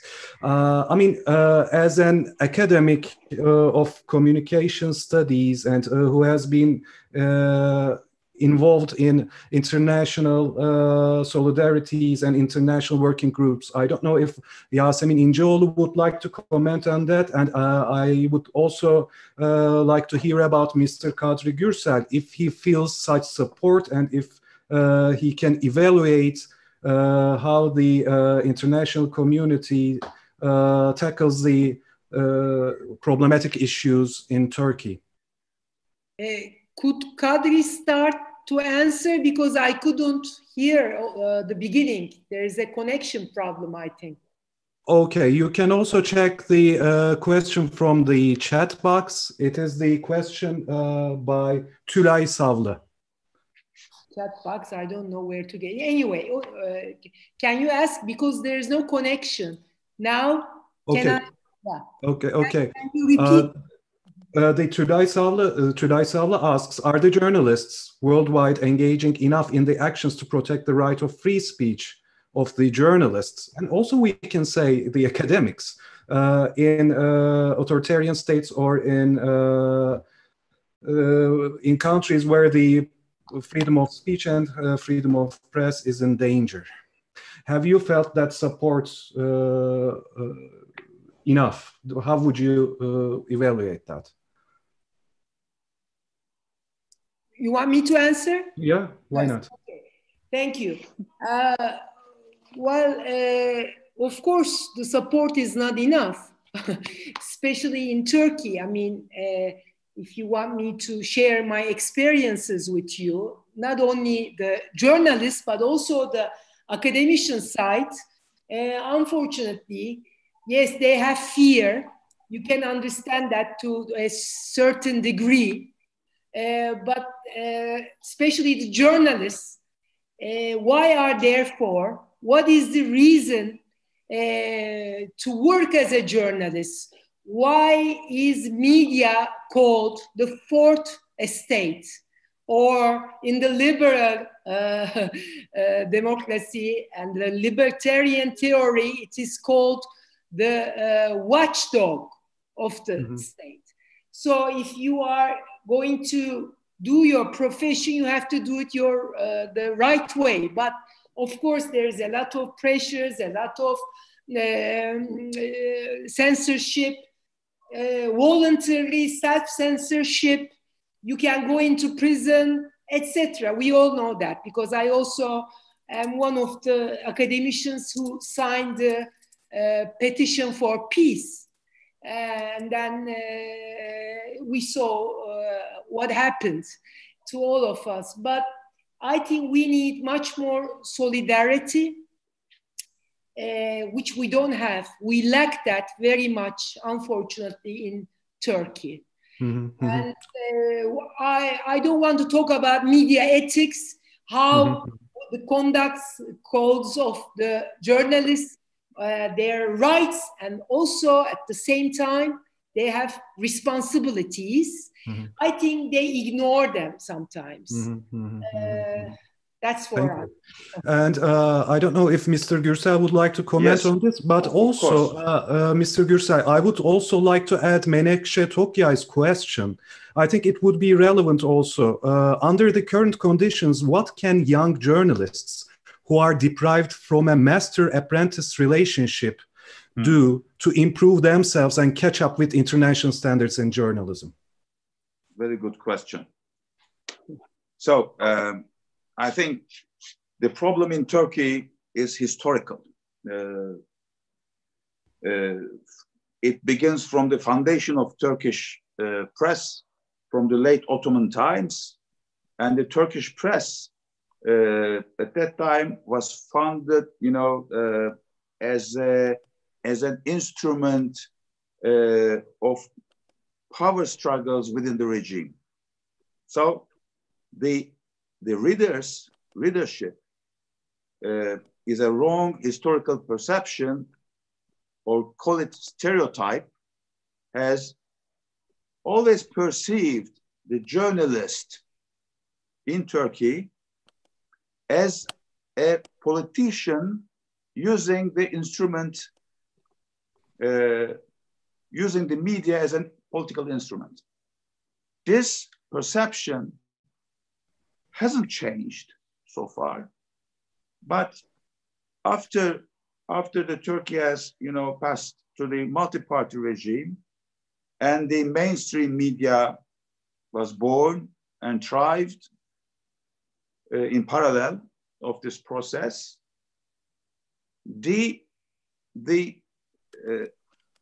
I would say, I will use the term of doctrine in this regard. The doctrinal formation of Turkish journalists did lack, okay? The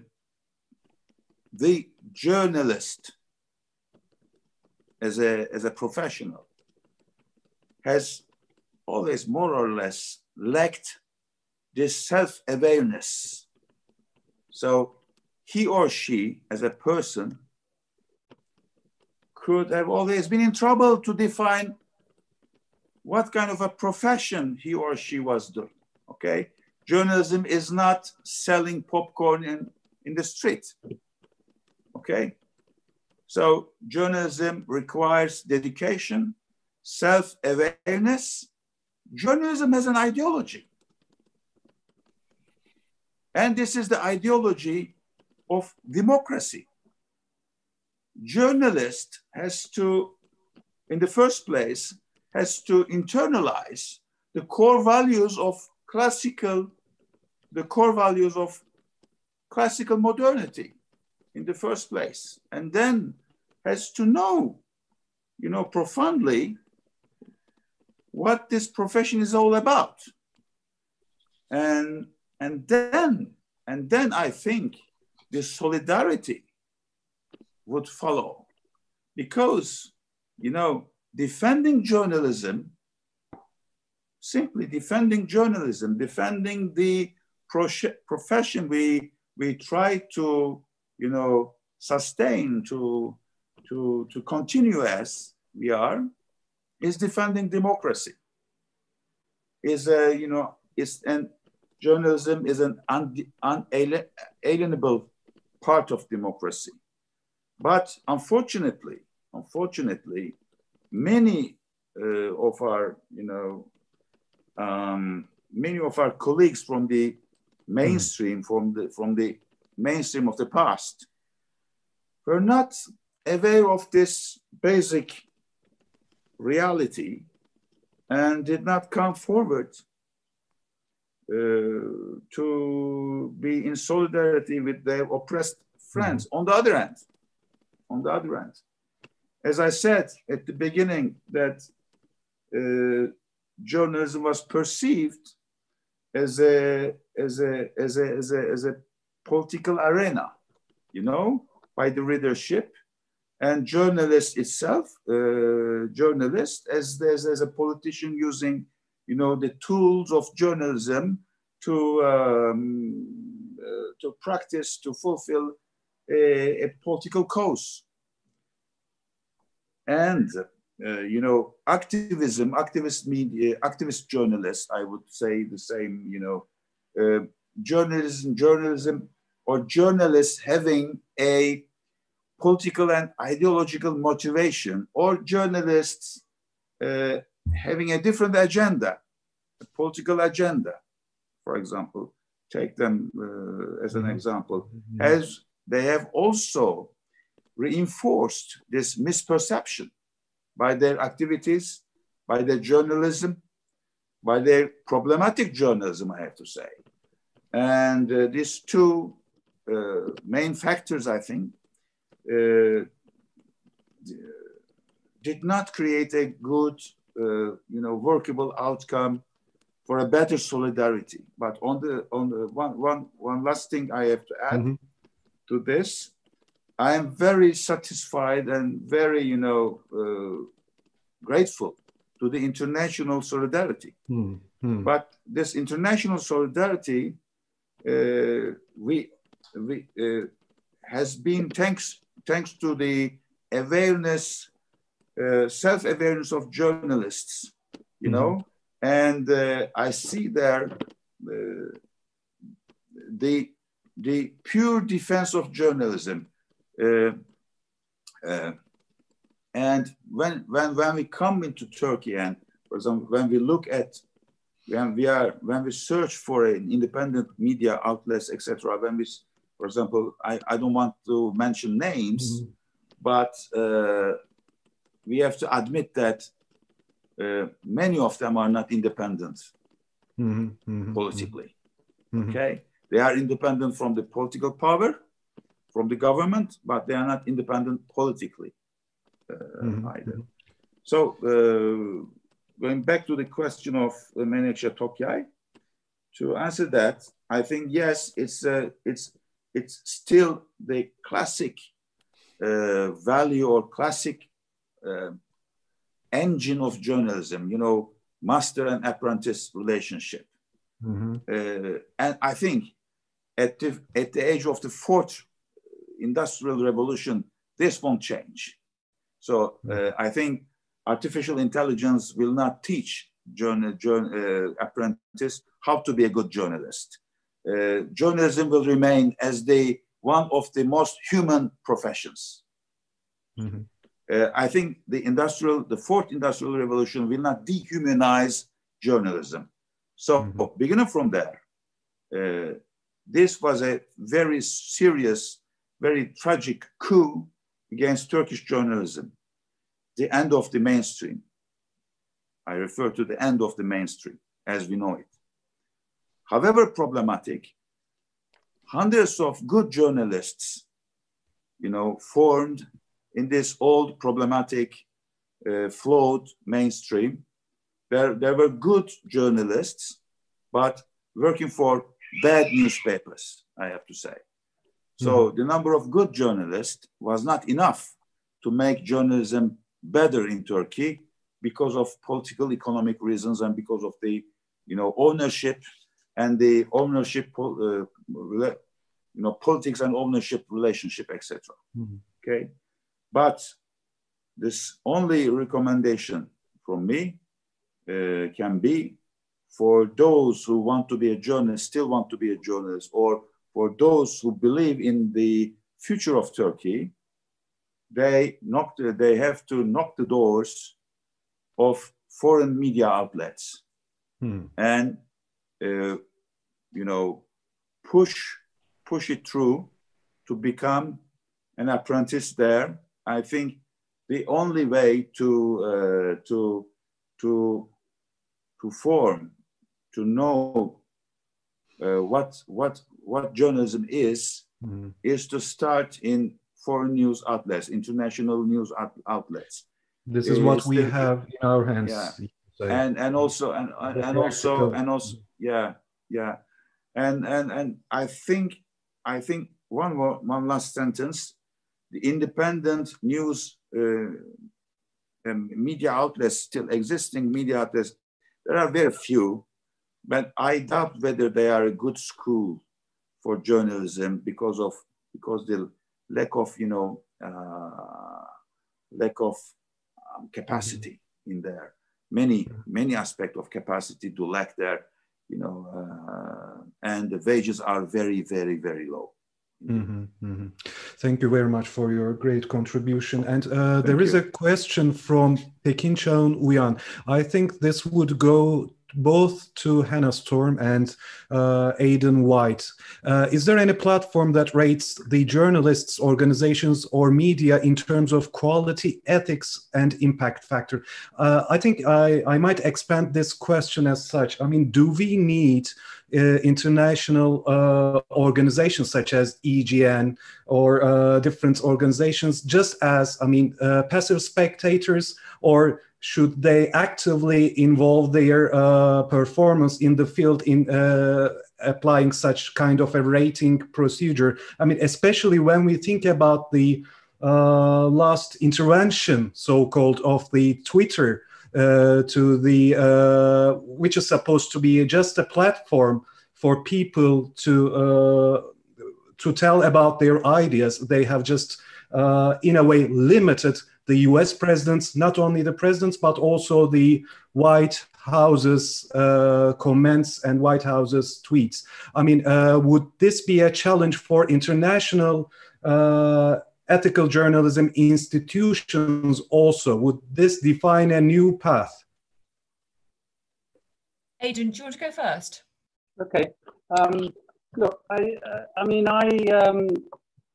I feel it's very difficult. Hannah will speak for the EJN, but my view about what the notion of the EJN when it started was that we didn't see ourselves as a police force, and we didn't see ourselves as putting in judgment the work of journalists. What we saw ourselves was as essentially an educational body raising awareness of the importance in modern times of information which is not just viable and accessible, but actually of value and based upon some moral principles.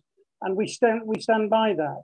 There is a lot of discussion now, quite rightly, at national level about how to how to control the question of content when it is abusive in the public information landscape. And a lot of that is falling on the question of how do we regulate the tech companies.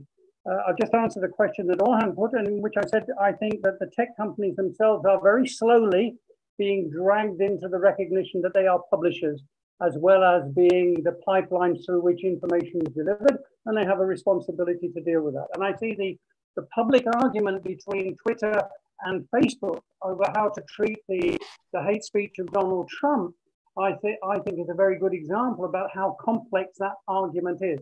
But I think we have to allow it to be an argument that is debated and discussed, and as far as possible, resolved by a common consensus-based commitment to public service values. And I think that's best achieved not by creating new structures for disciplining journalists and media and communicators, but actually creating better structures for giving people the opportunity to resolve the questions that are, that they're facing. And I think Yasemin will understand this very well on the question of how we deal with hate speech and so on, because it's very often the people who have the least protection against hate speech, the vulnerable communities who are sadly the worst victims of it. So, I mean, I think that is my short answer is no. I don't think international organizations should get into the business of setting up police forces. And I'm not even sure we should be getting too engaged in that at national level and leave it to the local organization. I would agree with what Aidan said, to the extent that also what we need, I think, more in many ways is solidarity, amplification of efforts that are really taking place. What Aidan has said in terms of, ethics is often not binary. It's not often not easy to pin down exactly how somebody should behave. There are lots of different codes of conduct. We have managed to whittle them down probably to these 5 different core principles. I would point you towards, however, the Journalism Trust Initiative, which is being managed by Reporters Sans Frontières, which is trying to navigate a way of kind of a kite mark. They don't like the term kite mark, but a kind of understanding of what ethical media looks like in this landscape. Also corroborate what Aidan said before about the local community news networks which are springing up. I have been working with the Public Interest News Foundation on a selection panel to support local community news, which is really, really important. And I think by building out these networks and amplifying good practice, we can become much more effective together. We can be much more effective by working in support of our colleagues in places like Turkey, where you are dealing with, as our colleagues have said, immense challenges. I think we work in that way rather than waving this political flag of advocacy and saying, this is yes, this is no. I don't think that's very helpful in these situations. I think we kind of manage it in a different way. Thank you very much. And I should ask also our Mumcu investigative journalism team, do you have any answers as the participants? And I'm also checking if we have some more questions from the participants. Can I, excuse me, can I add 2 small details? Yeah, definitely. One Please. is maybe most, I mean, we know it, but maybe our foreign friends don't know, maybe they have heard about this draft law. It was at the top of the agenda last April, 1.5 months ago, about Twitter, Facebook, and other platforms. They were being obliged to have local offices in Turkey, store user data inside Turkey, apply all content, removal, access, blocking, all these measures immediately upon all the orders, all lose all the traffic due to narrowing this bandwidth, and social networks users information is, you know, stored on servers that the suppliers determine. And this new provision that there was a big discussion going on, this information was required to be stored on the web portal, which would be made directly accessible for the BTK. What's the abbreviation for BTK upon request? Information and Communication Authority, I think, right? Mm-hmm.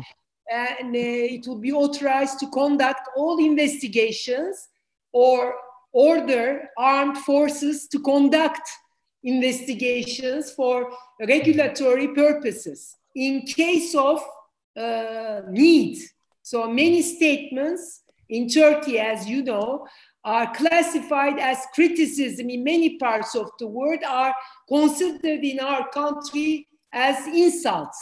And this in Turkey is pre-consideration that institutions also have a personality, can be hurt from insults so easily.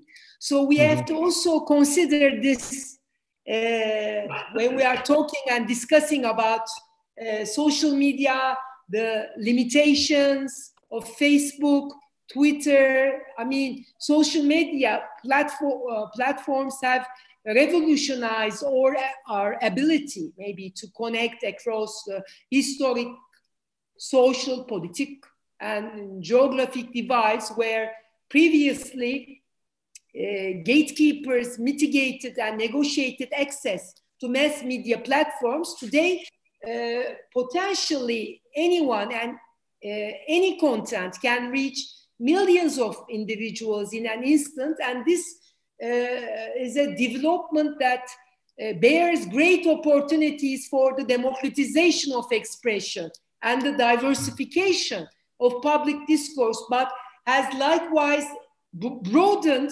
the impact and harm at the same time done through disinformation and hate speech. And there are two alternatives. As regulators, should the scope of protections be broader and allow more free speech online, or instead calibrate to address increases in hateful, violent, and discriminatory content? More generally, how can human rights law be asserted and enforced in an online environment where these corporations like Facebook, Twitter seem to hold all the cards? Professor İnceoğlu, these are very important questions to be discussed in the coming months and I wanted to put these forward, maybe just, you know, to put a note for today's But panel. I'm afraid we have to leave it here because we have been online for the last 130 minutes, 2 hours and 10 minutes. And I know that Hannah and Aiden regularly travel to Turkey, so it will be a pleasure for us to welcome you in Ankara or in Istanbul, and even Makaskil. You will always be welcomed in Ankara or in Istanbul. Thank you very much for your contribution, Mr. Kadri Gürsel and Professor Yasemin İnceoğlu. Sorry, there are still a lot of questions, but I hope we will make our participants to meet with you in different occasions in the coming months. Take care, stay safe. Thank you very much for your contribution. Thank you. Thank you. Thank you.